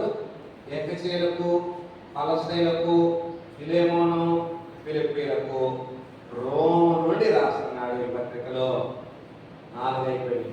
ఎన్ని అయిపోయినాయి ఇప్పుడు మొత్తం? గలతీ 1-2 తెస్సలోనిక 3 అయిపోయినప్పటికీ, కొరింథీయులకు 2 పత్రికలు 5, రోమిలకు పత్రిక 6, 4 పత్రికలు ఇప్పుడు 10 అయిపోయినాయి. ఇక 3 ఉన్నాయి పౌలు గారు రాసినవి. 1-2 తిమోతి, తీతు. ఓకే, 1-2 తిమోతి, తీతు. హెబ్రీయులకు రాసిన పత్రిక బైబిల్ పండితులు ఎక్కువ మంది హెబ్రీయులకు రాసిన పౌలు గారికి అంకితం చేశారు, కానీ మరి పౌలు గారు రాసి ఉన్నారేమో అని బైబిల్ పండితులు. ఎనివే అది 66-69 మధ్యలో రాసిన పౌలు గారి యొక్క చివరి టైంలో నేను పౌలు గారు వ్యక్తం చేశారు. చూడండి 1 తిమోతి తీతు పత్రికలు ఇక అపోస్తల కార్యం 25 అధ్యాయం తర్వాత 62, 66 మధ్యలో, అంటే అపోస్తల కార్యం 2 తర్వాత అన్నమాట, ఆయన జైలు నుంచి విడుదల చేయబడిన తర్వాత రాస్తా ఉన్నాడు. 2 మాసిదోనియా అంటే ఫిలిప్పీ ప్రాంతంలో నుండి రాస్తున్నాడు. 1 తిమోతి తీతు, తిమోతి 2వ పత్రిక రోమ్లో 2వసారి జైల్లో వేయబడ్డప్పుడు రాశాడు. ఇది ఓవరాల్గా పౌలు గారి యొక్క పత్రికలన్నీ ఏ సమయాలలో ఏ స్థలాలలో నుండి రాశాడు అనేటువంటిది ఓవరాల్ ఐడియా. నేను ఎందుకు మళ్ళా దీన్ని చెప్తున్నానంటే మీకు ఒక అవగాహన, ఓకే ఏ స్థలంలో నుండి రాశాడు, ఏ అధ్యాయాలు పడతాయి అనేటువంటిది మీరు మళ్ళా వినండి. ఇది విన్నప్పుడు మీకు ఇంకా ఇంకోసారి క్లారిటీ వస్తాను. Okay right. మనం ఇంకా కొన్ని పత్రికలు కొత్త నిబంధనలో ఉన్నాయి. యాకోబు పత్రిక, అది కూడా అర్లీగానే రాసినట్టుగా బైబిల్ పండితులు చెప్తారు. నేను ఈ చార్ట్ ఈరోజు షేర్ చేశాను, ఈరోజు షేర్ చేశాను, నిన్న అనుకుంటాను. ఓకే, కొత్త నిబంధన కాలానుగుణ అమరిక అని పెట్టాను. ఒకటి పెద్ద చార్ట్ లాగా పెట్టాను, 2 పేజీల చార్ట్. జేమ్స్, ఓకే, యాకోబు పత్రిక 44, 45 మధ్యలో ఉన్నది. 1, 2 పేతురులు 64 ఆ టైంలో ఉన్నవి. హెబ్రీయులకు రాసిన పత్రిక 66, 69 ఆ మధ్యలో ఉంది. యోధా పత్రిక 75, 1, 2, 3 యోహానులు 85, 90 మధ్యలో. ప్రకటన గ్రంథం 95, 96 మధ్యలో ఇట్లా ఉన్నవి. ఇది ఈ పత్రిక యొక్క టైమింగ్స్, అన్ని టైమింగ్స్ అన్నమాట. Okay right. ఒకసారి జాగ్రత్తగా అది మీరు ఇంటికి పోయిన తర్వాత ఒక హోంవర్క్, ఈ మ్యాప్ను చూడండి. ఆ మ్యాప్ను చూసి ఎక్కడెక్కడ వెళ్తున్నాడు, ఎక్కడ వెళ్ళినప్పుడు ఏ పత్రికలు రాశాడు, నేను ఆ అధ్యాయాలు కూడా ఇచ్చాను. అధ్యాయాలు బైబిల్ పెట్టుకొని మ్యాప్ దగ్గర పెట్టుకొని మీరు జాగ్రత్తగా చూసినప్పుడు, ఓకే ఈ పత్రిక ఈ అధ్యాయంలో ఎక్కడ వచ్చింది, ఎక్కడి నుండి రాశాడు అనేటువంటిది మీరు వర్కౌట్ చేయండి. నేను కూడా మ్యాథ్స్ ట్రై చేస్తాను. వచ్చే వారం వర్కౌట్ చేయడానికి నేను కూడా రాసుకొని వస్తాను. మీరు కూడా రాసుకోకండి, కొద్దిగా వర్కౌట్ చేయండి. రైట్. గలతీయులకు రాసిన పత్రిక, మనం మొట్టమొదటి పత్రిక రోమా 1, 2 కొరింథీ చెప్పకుండా గలతీయులకు ఎందుకు వెళ్ళిపోయారు అంటారు. ఓకే, ఫస్ట్ రాసిన పత్రిక ఏది? గలతీయులకు రాసిన పత్రిక. అందుకోసం టైం ప్రకారం వెళ్తున్నాండి. టైం ప్రకారం ఏది ముందు రాశారు, ఏది తర్వాత రాశారు, దా ప్రకారం వెళ్తున్నాం. అందుకోసమే గలతీయులకు రాసిన పత్రిక మొదటి పత్రిక. మరి రోమీలకు ఎందుకు పెట్టారంటే, రోమీలకు రాసిన పత్రిక 1, 2 కొరింథీలకు రాసిన పత్రిక పెద్దవి సైజు ప్రకారం. పెద్ద ప్రవక్తలు చూశారు మీరు పాత నిబంధనలో, యెషయా, ఇర్మియా, తర్వాత యెహెజ్కేలు, దానియేలు పెట్టిన తర్వాత చిన్న ప్రవక్త పుస్తకాలు పెట్టారా, పెట్టలేదా? అదే రీతిగా కొత్త నిబంధనలు కూడా అంతే. కొత్త నిబంధనలో కూడా సైజును బట్టి అట్లా పెట్టుకుంటూ వచ్చారన్నమాట. ఓకే, కాబట్టి మీరు జాగ్రత్తగా చూస్తే పౌలు గారి పత్రికలన్నీ వరుసను ముందు పెట్టారు, ఆ తర్వాత ఇతరుల రచనలు తర్వాత పెట్టారు. పౌలు గారి పత్రికలు అన్ని వరుసను పెట్టుకుంటూ వచ్చిన తర్వాత హెబ్రీయులకు పెట్టి పేతురు, యాకోబులు ఆ వాళ్ళే పెట్టేసిన తర్వాత యోహాను గారి పత్రికలు పెట్టడం జరిగింది. ఇది మాత్రం దృష్టిలో పెట్టుకోరండి. ఇప్పుడు గలతీయులకు రాసిన పత్రికల్లో మనం అక్కడ ఏం చూస్తామంటే, గలతీయులకు రాసిన పత్రిక ఒకసారి బైబిల్లో తీయండి. ఓకే, మన బుక్లో కూడా ఓపెన్ చేయండి. టెక్స్ట్ బుక్ తెచ్చారా? టెక్స్ట్ బుక్ తెచ్చారా కాలేదా? ఒకసారి మర్చిపోతా ఉంటారు. టెక్స్ట్ బుక్ కూడా తెచ్చుకోండి. టెక్స్ట్ బుక్ కూడా మనం ఫాలో అవ్వాలి. ఓకే,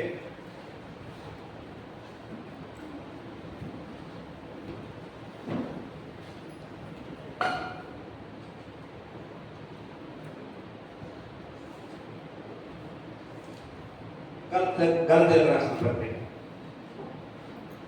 1 రోమా పత్రికకి 1, 2 కొరింథీకి వస్తాం మనము.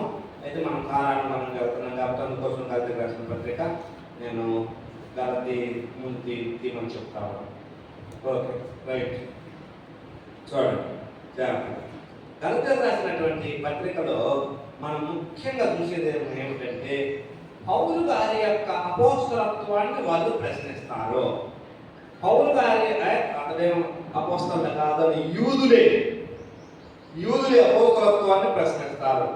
దానికి గాను ఆయన తన అపోస్తలత్వాన్ని, తన అనుభవాలను అన్నింటినీ డిపెండ్ చేస్తాడు. 1-2 అధ్యాయాలలో డిపెండ్ చేస్తూ ఉంటాడు. ఆ సమయంలో మనం ఇందాక మాట్లాడుకున్నట్టుగా ఉన్నటువంటి సమస్య ఏంటయ్యా అంటే, మీరు సున్నతి పొందితేనే అప్పుడే మీరు విశ్వాసులు అవుతారు అనేటువంటి పెద్ద సమస్య. దాని గురించి ఆయన పత్రిక రాశాడు. ఈ గలతీయులకు రాసిన పత్రికలో దాని మీద చాలా ఆయన చక్కగా అబ్రహాం జీవితాన్ని, ఇస్మాయిల్ ఇస్సాకు జీవితాన్ని, ధర్మశాస్త్రం ఎలాంటిదో అన్నిటి గురించి రాస్తూ చివరికి కేవలము మనము విశ్వాసం వలనే నీతిమంతులుగా తీర్చబడతాము, సున్నతి పొందకపోవటం వలన ఏమీ లేదు అని చెప్పేసి ఒక కంక్లూజన్ ఇస్తాడు. కాబట్టి మీరు ఎదుటి వారిని ఏమాత్రం వాళ్ళ విషయంలో మీరు తీర్పు తీర్చే వారిగా ఉండకుండా మీరు ఆత్మను అనుసరించిన వారుగా ప్రేమ ఆత్మ ఫలము ఫలిస్తూ మీరు జాగ్రత్తగా ఉండండి అని చెప్పేసి పిలుపునిస్తాడు. అది ఈ యొక్క గలతీయులకు రాసిన పత్రికలో మనం చూసేటువంటిది. ఓకే, కాబట్టి ఓవరాల్ మీకు ఐడియా ఏమిస్తున్నా అంటే, ఇక్కడ బ్యాక్గ్రౌండ్ ఏంటంటే మీరు సున్నతి పొందితేనే దేవుని యొక్క వాగ్దానంలో పాలిభాగస్తులు అవుతారు, లేకపోతే లేదు అనేటువంటిది మెయిన్ సమస్య. పౌలు ఇట్లా చెప్పాడంటే మాకు ఎవరురా పౌలుకి ఏముంది అపోస్తలత్వం ఉన్నారా పౌలుకి అన్నారు వాళ్ళు యూదులు. పౌలు యొక్క అపోస్తలత్వాన్ని ప్రశ్నించారు వాళ్ళు. అందుకోసం పౌలు యొక్క అపోస్తలత్వాన్ని డిఫెండ్ చేసుకుంటూ ఆ 1-2 అధ్యాయాల్లో అసలు మీరు జాగ్రత్తగా గమనిస్తే, నేను పేతురును కూడా ఖండించా అన్నాడు. పేతురును ఖండించేటువంటి ధైర్యం ఎట్లా వస్తుంది? అపోస్తలుడు కాబట్టే పేతురును కూడా ఖండిస్తాడు. పేతురు తప్పు చేస్తే నేను పేతురును కూడా ఖండించానని పౌలు గారు మాట్లాడుతూ ఉంటాడు. నా అపోస్తలత్వాన్ని మీరు ప్రశ్నిస్తారా అని చెప్పేసి వాళ్ళని ఖండిస్తూ ఉంటాడు. చూడండి గలతీయులకు రాసిన పత్రికలో 2 దయచేసి. Okay right. మనుషుల మూలంగా ఏ మనుషుల వలన యేసుక్రీస్తు వలనను ఆయనను మృతులలో నుండి లేపిన తండ్రి దేవుడు అపోస్తలుడుగా నియమించబడిన పౌలను నేను ఎందుకు ఇప్పుడు కలిశాడు స్టార్టింగ్ లోనే చూసారా? ఎవరు నియమించింది? దేవుడు నియమించాడు. మనుషుల మూలంగా కాదు నేను నియమించబడిన అపోస్తలుడుగా ఎందుకు చేయబడింది అంటున్నాడు పౌలు గారు. అంత ఆ మాటలు వేరే పత్రికలు ఎక్కడ రాయలేదు. పిలువబడిన వారికి సుఖమని చెప్పి రాయనది, కొరింథీలో ఉన్న సంఘము సుఖమని చెప్పి రాయనది, రోమాలో ఉన్న సంఘము సుఖమని చెప్పినది అని శుభవచనాలతో స్టార్ట్ చేసి పౌలు గారు ఈ పత్రికలో కొత్తగా రాస్తా ఉన్నాడు. మనుషుల వలన కాదు, ఏ మనిషి వలన కాదు, యేసుక్రీస్తు వలన ఆయన మృతుల్లో తిరిగి లేపిన తండ్రి దేవుని అపోస్తలుగా నియమించబడిన పౌలును నేను అని ఘాటుగా రాస్తున్నాడు ఆయన. నాతో కూడా నా సహోదరులందరూ గలతీయులో ఉన్న సంఘములకు శుభమని చెప్పి రాయనది. ఎక్కడి నుండి రాస్తున్నాడో చెప్పాము మనం, అంత్యొకయ నుండి రాస్తున్నాడు. అంత్యొకయలో ఉండి రాస్తున్నాడు గలతీయులో ఉన్న సంఘములకు. గలతీ అనేటువంటిది అదంతా ఒక పెద్ద ప్రాంతం. ఆ ప్రాంతంలో ఏ ప్రాంతాలు ఉన్నాయి, ఏ సంఘాలు ఉన్నాయి? లుస్త్రా, ఈకొనియా, దెర్బే, ఓకే, పిసిదియా, ఇవన్నీ గలతీలో ఉన్నటువంటి ప్రాంతాలు. అంటే అన్ని సంఘాలు మొదటి మిషనరీ ప్రయాణం అయిపోయిన తర్వాత రాస్తున్నాడు. ఇది మొదటి మిషనరీ ప్రయాణం అయిపోయింది, ఆ ప్రాంతాలు కవర్ చేశాడు, ఆ తర్వాత రాస్తా ఉన్నాడు. అంటే సంఘంలోకి విశ్వాసులు వచ్చారు, వాళ్ళకి సున్నత అవసరం లేదు, మీకేం అవసరం లేదు, వాళ్ళు ఇన్ని మాటలు చెప్పండి, నన్నే ప్రశ్నించండి, కానీ నేను రాసేది దేవుని వాక్యం అని వాళ్ళకి రాకండిగా రాస్తా ఉన్నాడు. ఓకే, కాబట్టి అది మాత్రం మనం మైండ్లో పెట్టుకోవాలి. క్రీస్తుని బట్టి మిమ్మల్ని పిలిచిన వారిని విడిచి, చూడండి 6వ వచనం, క్రీస్తు కృపను బట్టి మిమ్మల్ని పిలిచిన వారిని విడిచి భిన్నమైన సువార్త తట్టుగా మీరెంతో త్వరగా తిరిగిపోవడం చూడగా నాకు ఆశ్చర్యం కలుగుతుంది అంటాడు. భిన్నమైన సువార్త తట్టుకు తిరిగిపోయారంటే అర్థం ఏంటి? భిన్నమైన సువార్త తట్టుకంటే అరే మనం మళ్ళా ధర్మశాస్త్రం పాటించాల్సిందేరా, ఆజ్ఞలు పాటించాలి, బొల్లకు పెంచాల్సిందేరా, సున్నత పాటించాల్సిందేరా, అప్పుడే మనకు రక్షణ, లేకపోతే వచ్చేది లేదు రక్షణ అని చెప్పేసి మళ్ళీ ఎందుకు వెళ్ళిపోయారు వాళ్ళు? గలతీ ప్రాంతంలో ఉన్న అందరూ ఏ ప్రాంతాలు? లుస్త్రా, దెర్బే, పెర్గే, ఓకే, ఈ కొన్ని ప్రాంతాలు ఉన్నాయి. అంత్యోకయ ప్రాంతాలు ఫస్ట్ మిషనరీ జర్నీలో రాళ్లతో పట్టబడ్డారా, పట్టబడలేదా? పాపం చనిపోయే పరిస్థితి అయినా కాలేదా? మేము ఎంత ప్రయాసపడ్డాము మీకోసం, ఎంత ప్రాణాలకు తెగిస్తే మేము సువార్త ప్రకటిస్తే మీరెంత త్వరగా తిరిగిపోవటం ఏంటి? చూడండి, చాలాసార్లు మనం చాలా ప్రయాసపడతామా, ఒక్కోసారి రాత్రుల్లో ఉపవాసాలు ఉంటామా, ఒక్కోసారి ఎంతో వచ్చి ఎన్నో ఖర్చు అయిపోయి నిజంగా చాలా డబ్బులు కూడా ఖర్చు చేసుకోవాలి. మీటింగ్లు పెడతామా, కృష్ణ పొందినట్టే పొందుతారా, వేరే వాడు వచ్చి పొరలేసుకోవాలి అంటే వేరే వాడు అక్కడే పొరలేసుకోపోతారు. మనం అంత ప్రయాసపడింది అంత కన్నీళ్ళే మనం మిగులుతాయి. ఆ సమయంలో కన్నీళ్ళే మిగులుతాయి. ఎంత ప్రయాసపడ్డాను నెల కోసం, ఎంత చాకరీ వేసి, ఎంత తిరిగాను, ఎంత అవసరపడ్డాను, చివరికి ప్రాణం పోయే పరిస్థితి కూడా ఏర్పడింది. అంత త్వరగా తిరిగిపోయారు వాళ్ళు.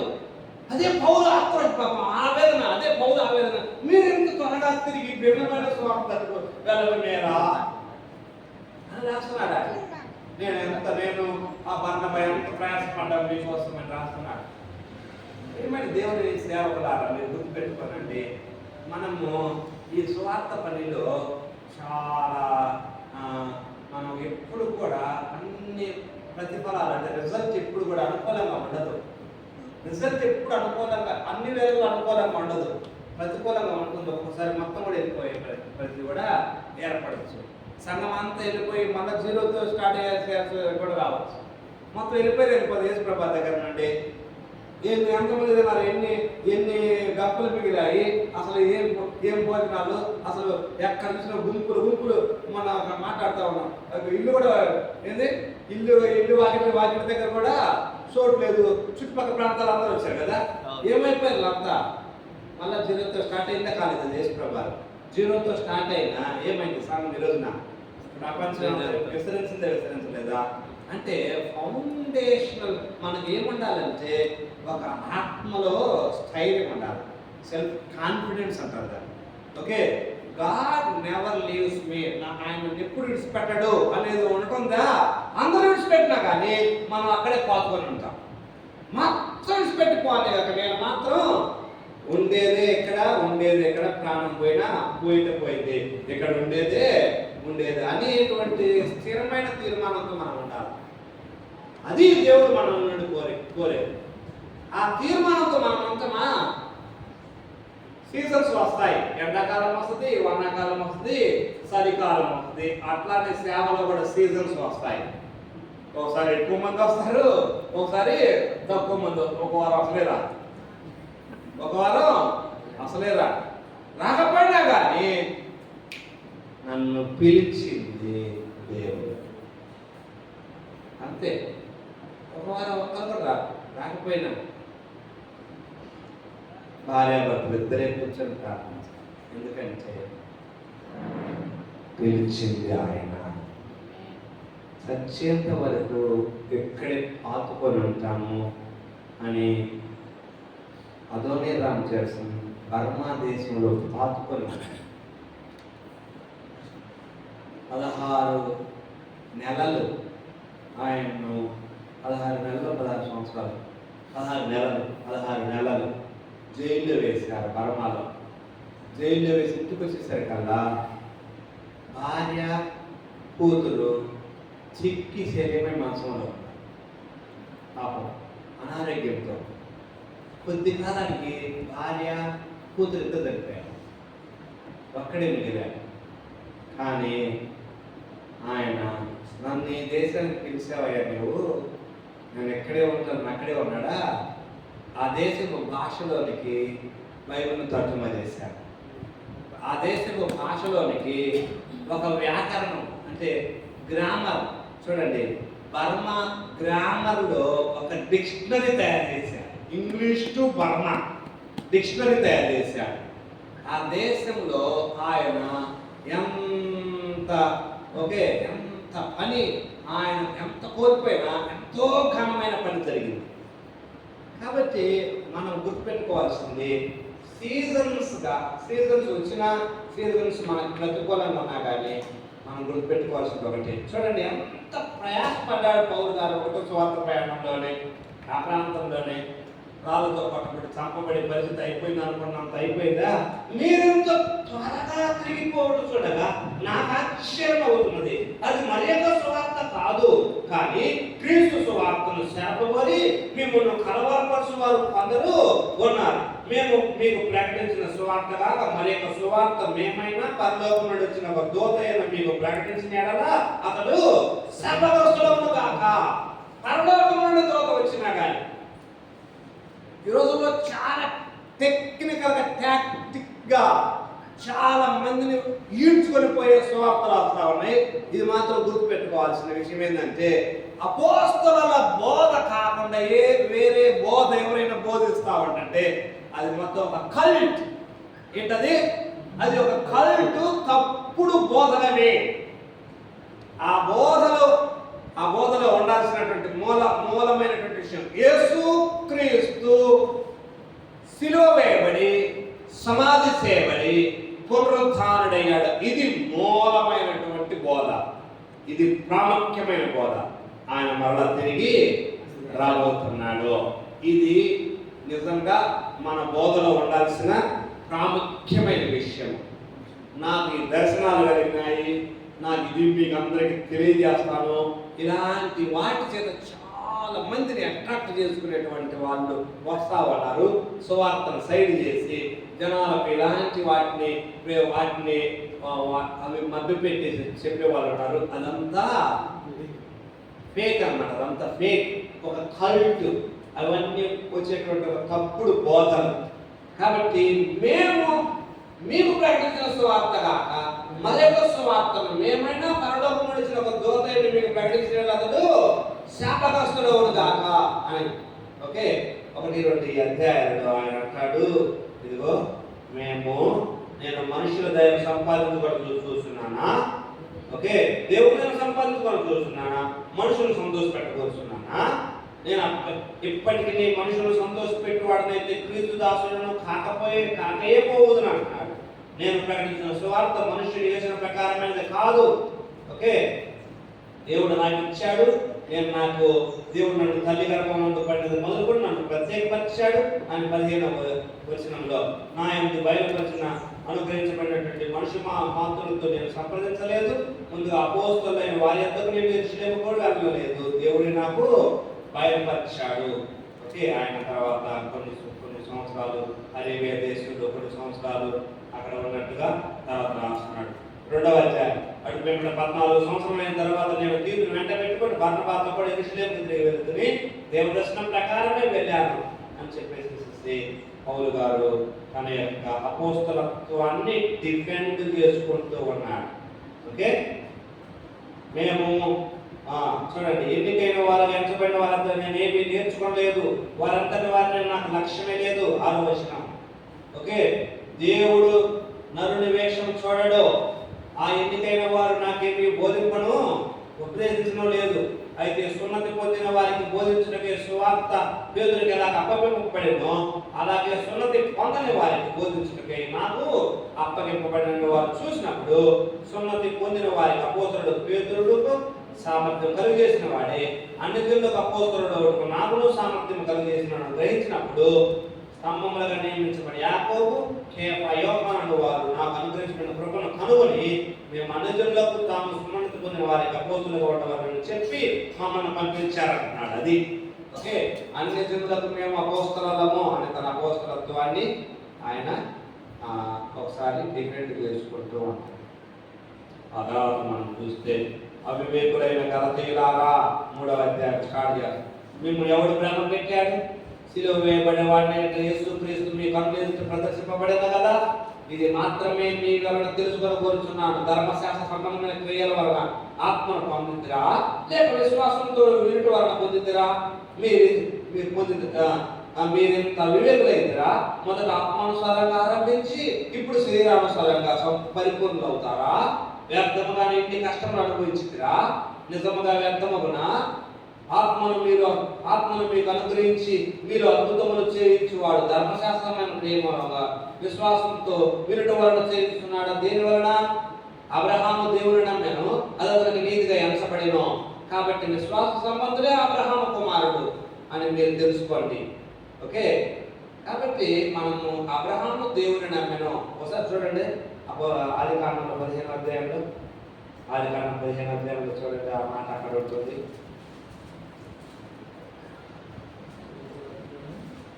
15వ అధ్యాయం 6వ వచనం. అతని యెహోవాను నమ్మెను, నీతిగా ఎంచెను. అంటే పోయినసారి అర్థం చెప్పాను అనుకుంటా. అబ్రహాము ఓకే 15వ అధ్యాయంలో ఏమన్నది ఇది జరిగిన తరువాత ఓకే నీ గర్భవాసమున పుట్టబోచున్నవాడు నీకు వారసుడగునని చెప్పాను 4వ వచనం చూసారా. మరి ఆయన వెలుపడికి అతను తీసుకొని వచ్చి ఆకాశం వైపు తేరు చూసి నక్షత్రం లెక్కించడం నీ చేతనైతే లెక్కించమని చెప్పి నీ సంతానం అలాగవునని చెప్పాను. అప్పుడు అబ్రహాము దేవుని నమ్మెను. అబ్రహాము దేవుని నమ్మెను. ఓకే ముందు దాని గురించి చెప్పాను. ఎట్లా అంటే చూడండి, ఆకాశం వైపు చూపించి నక్షత్రాలు ఉంటే ఆకాశం వైపు చూపించాడు దేవుడు అబ్రహాం. చూడు ఒకసారి ఆకాశం వైపు చూడు అబ్రహాం అన్నాడు. ఇక్కడ ఉన్నాడు అబ్రహాం, ఒకసారి చూడు అన్నాడు. చూశాడు. నీ సంతానం అట్లా అవుద్ది అన్నాడు దేవుడు. అప్పుడు కొన్నాడు అసలు సంతానం 15వ అధ్యాయంలో నువ్వు ఏం చూస్తే ఏమైనా నా ఇంటిలో దాసున్నాడు వాడి అన్నింటికి వారసులు అయినట్టున్నాడు అంటే ఇట్లా అవుతుంది నీ సంతానం అన్నాడు. అబ్రహాం ఏం చేశాడు? అబ్రహాం నమ్మాడు. అబ్రహాం నమ్మాడా? అబ్రహాం నమ్మటం అంటే ఓకే గాడ్ ఐ బిలీవ్ అన్నాడు. ఐ బిలీవ్ అనగానే దేవుడు ఏం చేశాడు తెలిసిన? అబ్రహాం అకౌంట్లో నీతి వేయండి అన్నాడు. రైచియస్నెస్ అబ్రహాం అకౌంట్లో నీతిని వేయండి అన్నాడు. అంటే అర్థమైందంటే అబ్రహాం ఎప్పుడైతే నమ్మాడో అకౌంట్లోకి నీతి వచ్చేసేసింది. ఉదాహరణ మీకు అర్థం పడటానికి చెప్తున్నాను. మీరు నమ్మారనుకోండి, మీరు నమ్మండి అని నేను అనుకోండి, మేము నమ్ముతున్నాను అనుకోండి, ఫోన్లు చూసుకుంటే 10,000 క్రెడిట్ అని వచ్చింది. ఇది ఏంటంటే మీరు నమ్మండి నేను అన్నానా ఓకే. మీ ఫోన్లు మీరు అందరూ అన్నారు ఓకే సరే మేమందరం నమ్ముతున్నాం అన్నారు. టైం అని ఒక మెసేజ్ వచ్చింది. మెసేజ్ అన్నట్టు చూసేసరికి 10,000 క్రెడిట్ వచ్చింది మీ అకౌంట్లో. అదే ఎగ్జాక్ట్ అదే. అబ్రహాము దేవుని నమ్మెను.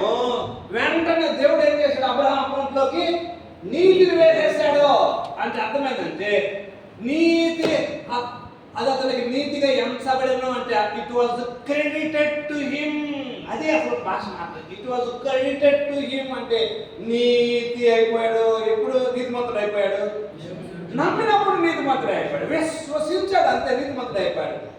సున్నతి ఏ అధ్యాయం వచ్చింది చూడండి. ఇప్పుడు మీరు చూడండి బైబిల్లో సున్నతి ఏ అధ్యాయం వచ్చింది? ఎన్నో అధ్యాయం? 17వ అధ్యాయంలో ఉంటుంది చూడండి సున్నతి. మీరు చూస్తే అబ్రహాము 99 ఏళ్ళ వాడైనప్పుడు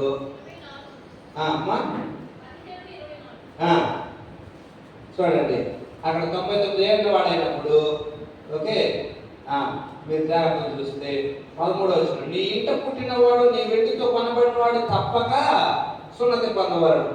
అప్పుడు నా నిబంధన మీ శరీరం ముందు నిత్య నిబంధనగా ఉండును. సున్నతి పొందని మగవాడు అనగా ఓకే ఎవరు సున్నతి పొందలేదు వాడు జనులలో నుండి కొట్టివేయబడును. వాడు నా నిబంధనను మీది ఉన్నాడని అబ్రహాంతో చెప్పాను. ఓకే 24 ఓకే అబ్రహాము ఆ రోజున చేయబడినప్పుడు అతను 99 ఏళ్ళ వాడు. సున్నతి ఎప్పుడు వచ్చింది? 17వ అధ్యాయం వచ్చింది కదా. అది ముందే ఏమైనా ఎంచబడింది ఆయనకి నీతిమంతుడుగా తీర్చబడ్డా లేదా? ముందే నీతిమంతుడుగా తీర్చబడ్డాడు. ఎట్లా? విశ్వసించాడు. నక్షత్రాల వల్ల అవుతాడు అబ్రహాం. నీ గర్భవాసంలో పుట్టబోతున్నాడు అతడు నీకు వారసుడు అవుతాడు అన్నాడు. నీ గర్భవాసంలో వస్తాడా అతని ద్వారా ఆకాశ నక్షత్రాలు చేస్తాడు అన్నాడు. అది నీతిగా ఎంచబడింది అంటే నీతిమంతుడు ఎప్పుడు తీర్చబడ్డాడు? నమ్మినప్పుడే, సున్నతి పొందినప్పుడు కాదు. ఇక్కడ గలతీయులకు రాసిన పత్రికలో ఇక్కడ ఏం రాస్తున్నాడంటే గలతీయులకు రాసిన పత్రికలో పౌలు గారు ఏమంటున్నాడంటే ఓకే అబ్రహాము ఇక్కడ నమ్మాడు, నీతిమంతుడు తీర్చబడ్డారు. అబ్రహాము నీతిమంతుడు అయిపోయాడు. అబ్రహాము సున్నతి ఎప్పుడు పొందాడు? 2 అధ్యాయాల తర్వాత పొందాడు. అర్థమవుతుంది? 2 అధ్యాయాల తర్వాత పొందాడు అంటే దాదాపుగా అప్పటికి 15వ అధ్యాయం పుస్తకాలు 80-85 ఉన్నాయి. అంటే 99 అప్పుడంటే ఇంకా 14-15 సంవత్సరాలు ఉంది. 14-15 సంవత్సరాల తర్వాత సున్నతి పొందక ముందే నీతిమంతుడయ్యాడు. ఇప్పుడు మీరు విశ్వసించారా? విశ్వసించారు. నమ్మారా? నమ్మారు. మేము రాళ్లతో పట్టబడి చూశారా? చూశారు. చూసిన మీరు ఇంతగా కొట్టబడ్డాడు ఈ వ్యక్తి, సువార్త విలువైనది కాకపోతే ఇతను ఎందుకు కొట్టబడతాడు, కాబట్టి ఇంత కొట్టబడ్డా కానీ మరల మండగా వచ్చి సువార్త ప్రకటిస్తుందంటే మనం నమ్మకపోతే అంటారా? మనం నమ్ముదామరా? యేసుప్రభువు నమ్ముదామా? నమ్మారు. మీ అందరూ నమ్మినప్పుడు మీ అకౌంట్లోకి ఏమొచ్చింది?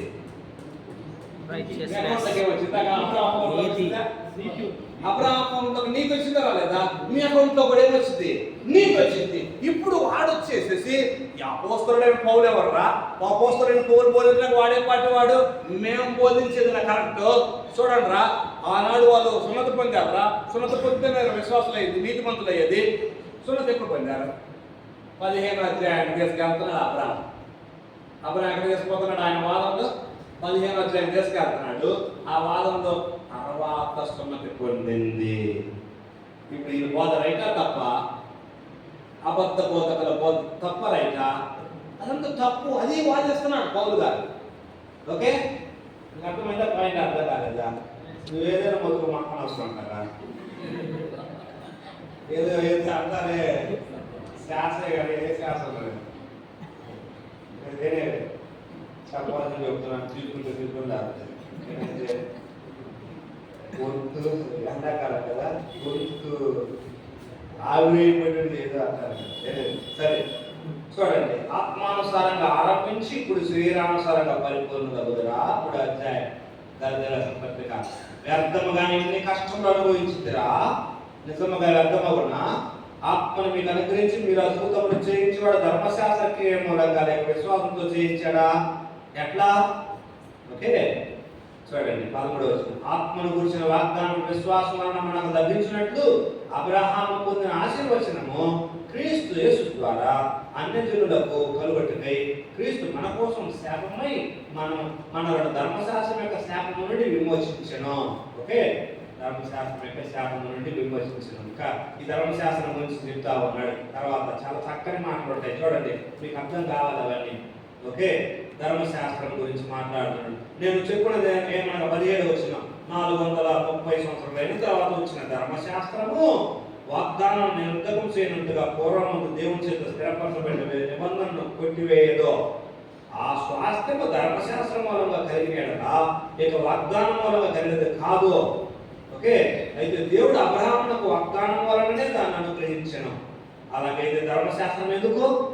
ఎవరికి ఆ వాగ్దానం చేయబడినో ఆ సంతానం వచ్చు వరకు అది అతిక్రమములను బట్టి దానికి తర్వాత ఇవ్వబడిను. అది మధ్యవర్తి చేత దేవదూతల ద్వారా నియమించబడిను. మధ్యవర్తి ఒకరికి మధ్యవర్తి కాడు కానీ దేవుడు అక్కడే.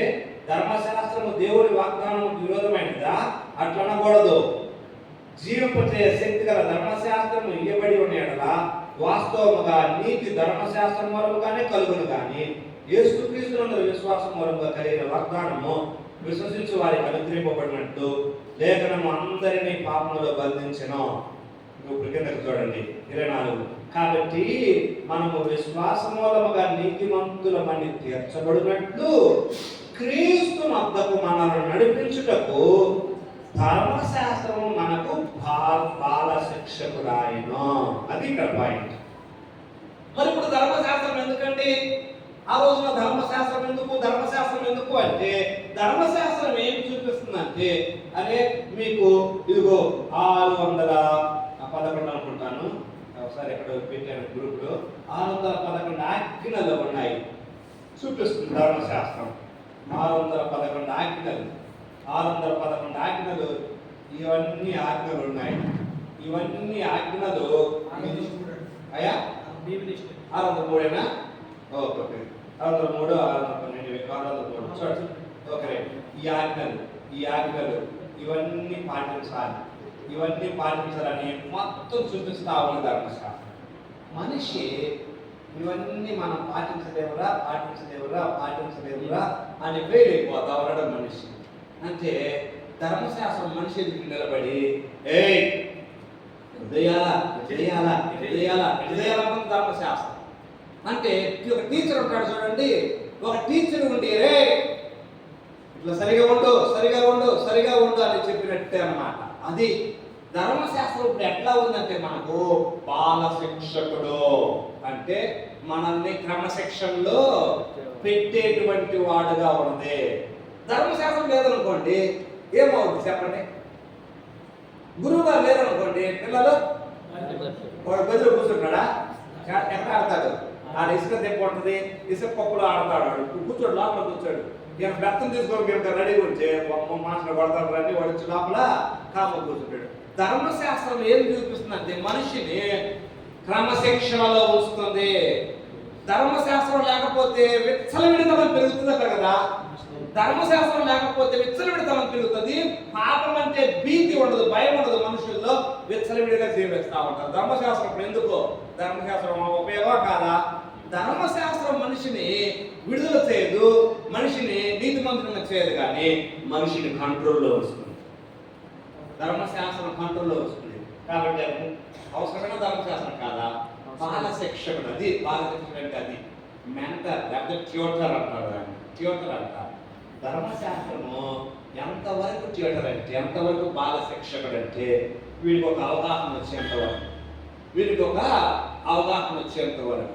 వీడు పెద్దోడయ్యాడు అనుకోండి, ఉదాహరణకు వాడికి అన్ని తెలుసులే, ఇంకా వయసు వచ్చిందిలే అన్న వచ్చింది అనుకోండి, వాడికి తెలిసిన వయసు వచ్చింది అనుకోండి, ఇంకా అప్పుడు అవసరం అదా ఈ బాల శిక్షకుడు? అవసరం లేదు. అవసరం లేదు లేండి సార్, ఇప్పుడు దాకా మా ఊరిని నీ దగ్గర పెట్టుకున్నావు, భద్రంగా ఉంచావు, ఇప్పుడు నుంచి తీసుకుపోతామండి అని చెప్పేసి ఆ తల్లిదండ్రులు వాడిని బయట తీసుకుపోతారు. ఇంకా అక్కడి నుంచి ఆయన ఉంచారు. బాల శిక్షకుడు అంటే అది. ఎప్పుడైతే కుమారుడు వచ్చాడా యేసుప్రభువు, ఎప్పుడైతే వచ్చాడో ధర్మశాస్త్రము సైడ్ అయింది. అయితే కుమారుడు ఎప్పుడైతే వచ్చాడో ధర్మశాస్త్రం ఏమైంది? సైడ్ అయింది. ఇప్పుడు ధర్మశాస్త్రము మామూలుగా అంతకు ముందు ఉన్న ధర్మశాస్త్రము నిరంతరమైనట్టు వేస్టా? వేస్ట్ కాదు, వేస్ట్ కాదు. ధర్మశాస్త్రం వేస్ట్ కాదు. ధర్మశాస్త్రం ఎక్కడ తీసుకుపోతుందంటే మనిషిని, ధర్మశాస్త్రం ఈ 613 ఆజ్ఞలన్నీ ఈయనలో నెరవేరినాయి. కాబట్టి ఇప్పుడు మీరు ఈయన మీద విశ్వాసం ఉంచుతారా? మీకోసం ఈయన ఇవన్నీ 1 కొట్టు టిక్ కొట్టు, 2 టిక్ కొట్టు, 3 టిక్ కొట్టు, 4 టిక్ కొట్టు, 5 టిక్ కొట్టు, 600 టిక్ కొట్టు, 601 టిక్ కొట్టు, 602 టిక్ కొట్టు, మొత్తం 603 ఏమైనవి? మొత్తం టిక్కే ఏమండి? 603 ఎవరు టిక్ అయినాయి? 603 అన్ని టిక్కు, అన్ని tick tick tick tick tick tick tick అయిపోయింది. మన అప్లికేషన్లో ఈ 603లో ఒక్కటి కూడా ఒకటి ఇంటూ ఉందనుకోండి, పక్కనే అప్లికేషన్ అంటారు. అంతేగా? అప్లికేషన్లో అబ్బాయి ఇవన్నీ కంప్లీట్ ఉంటేనే మీ అప్లికేషన్ యాక్సెప్ట్ చేయబడుతుంది, లేకపోతే పక్కన పడైపోయినాయి. ఒకటే కదండి అంటే ఒక్కటైనా అది ఇంటూ కనపడుతుంది కాబట్టి మీ అప్లికేషన్ సైడ్ పడేస్తారు. ఈ అప్లికేషన్ యేసుక్రీస్తు దగ్గరకు వచ్చేసరికల్లా అన్ని టిక్లు పడ్డాయా? ఓకే, సూపర్ అప్లికేషన్ అటేంట్రా, పైకి ఏంట్రా, ఓకే లోపల ఏంట్రా అంటారు. ఇంకొకటి ఉన్నది అప్లికేషను, వాడి అప్లికేషను అది వాడిది లేదు పక్కనైనా. ఏం చేసాం మనం? మన విశ్వాసం ఎక్కడ ఉంచాము? ఎక్కడ ఉంచాము? ఈయన వీటన్నిటిని టిక్ టిక్ టిక్ టిక్ కొట్టుకుంటాడు కాబట్టి మన కూడా టిక్ కొట్టబడి ఆయనలో కొట్టివేయబడింది అంటారు. చూడండి, ధర్మశాస్త్రం కొట్టివేయబడిందంటే ఈ కొట్టివేత కాదండి. కొట్టివేయడం అంటే చాలా మంది కొట్టివేయబడి తీసేయి, ఇప్పుడు ఏమైనా అవసరం లేదు తీసేయాలంటారు. ఈ టిక్కు 1 2 3 4 5 6 603 మొత్తం ఏ టిక్కులు? ఈ కొట్టివేత జరిగిందండి. ఆయనలో అన్ని నెరవేర్చబడినవి. నేను జస్ట్ విశ్వాసం ఇస్తున్నాను. ఓడలో జస్ట్ కూర్చొని అన్నాడా? నవ్వాలి కుటుంబాన్ని మీరు బతుకుతారు అన్నాడా? వేరే వాళ్ళకు కూడా ఛాన్స్ ఉందా లేదా? ఓడలోకి ఎన్ని రోజులు ఇచ్చాడు దేవుడు ఛాన్స్? 120 సంవత్సరాలు. ఆ తర్వాత మళ్ళీ ఎన్ని రోజులు ఇచ్చాడు? 7 రోజులు ఇచ్చాడు. మళ్ళా 7 రోజులనే ఓడలకు మొత్తం జంతువులు వచ్చాయి, మేము కూడా వెళ్ళామరా, ఇంకెవరైనా వచ్చేవాళ్ళు ఉంటే లోపలికి రావచ్చు, తలుపు తీసే ఉండని వచ్చి ఉందా లేదా? పోవడం జస్ట్ కూర్చోండి, ఇక్కడ చేయాల్సింది పోయామా కూర్చున్నామా అంతేనా? దేశం వేరే ఏమన్నా పని వేరే ఏం లేదు. పోవడం కూర్చోట్లేదు. కూర్చుంటే ఏమైంది? కూర్చుంటే సావరా నీవు అంతే. అవునా కదా? నువ్వు లోపల కూర్చుంటే నువ్వు సావు. లోపల పోయి జస్ట్ లోపల కూర్చుంటే సావమా అనుకోని బయటే ఉన్నారు వాళ్ళు. అవునా కాదా? ఏమయ్యారు వాళ్ళు?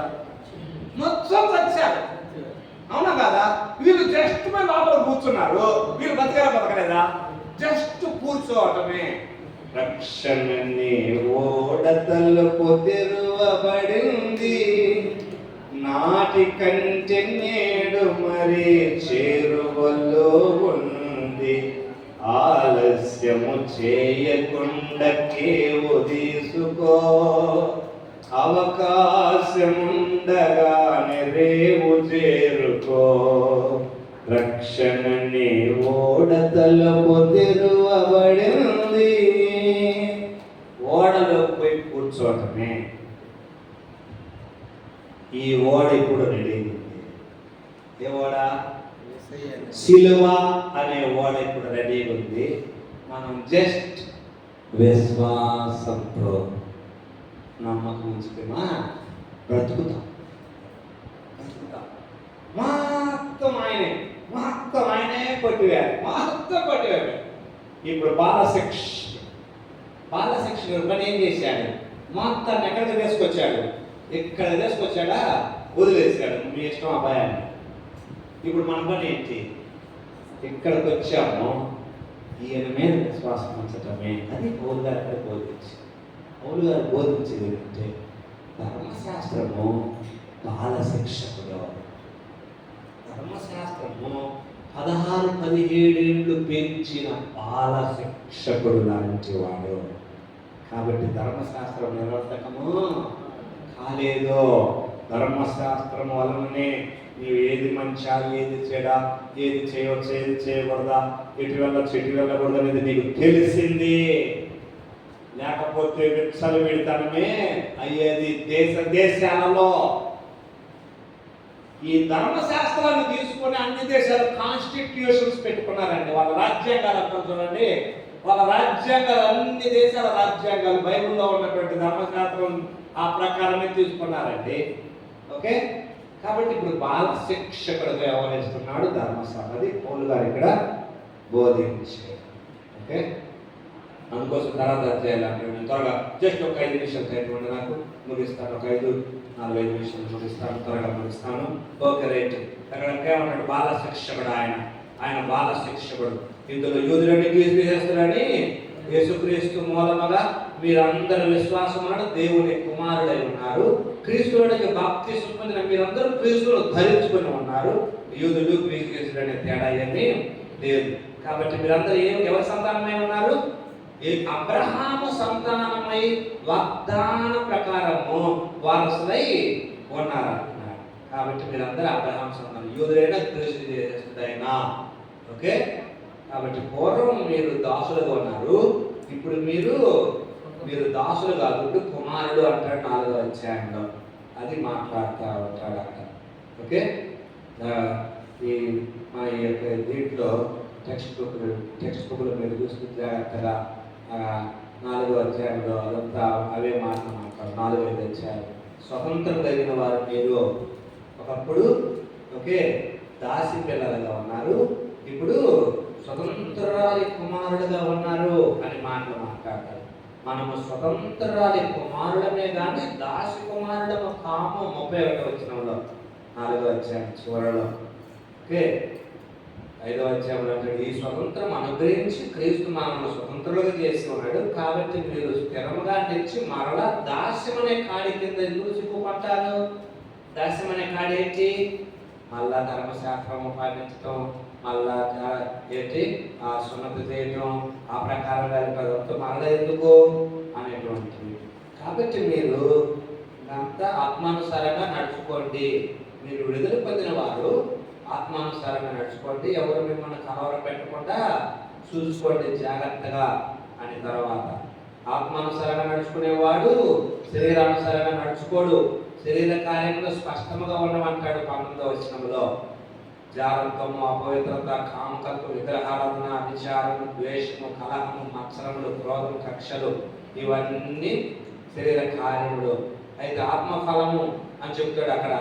ఆత్మఫలం అంటే ఆయన్ని అక్కడ చూడండి, మీరు ప్రేమ, సంతోషం, సమాధానం, దీర్ఘశాంతం, దయాలత్వం, మంచితనం, విశ్వాసము, సాత్విక, అసత్యం, అవన్నీ ఆత్మ ఫలములో ఉంటుంది అని చెప్పేది. సహోదరులారా, ఒకడు తప్పిదములో చిక్కుకుంటే ఆత్మ సంబంధం మీలో ప్రతివాడు తాను శోధింపబడతాడని అతన్ని సాత్వికంతో అతన్ని చేర్చుకొనండి.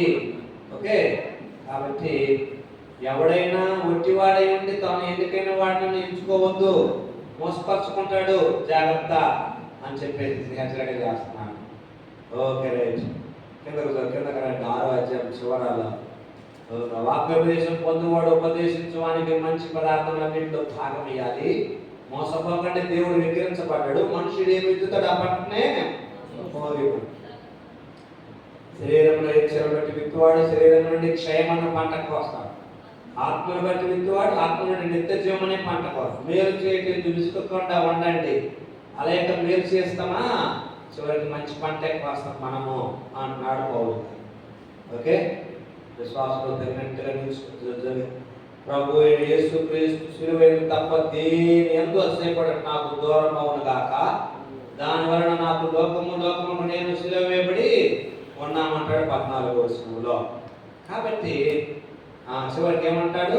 క్రొత్త సృష్టి పొందుటియే కానీ సున్నతి పొందుటి అంత ఏమీ లేదు, పొందకపోటి అంత ఏమి లేదు. అది నూతన జన్మ పొందకమే కానీ మీరు సున్నతి పొందారా, సున్నతి పొందలేదా, ఇవన్నీ ఏం అవసరం లేదండి.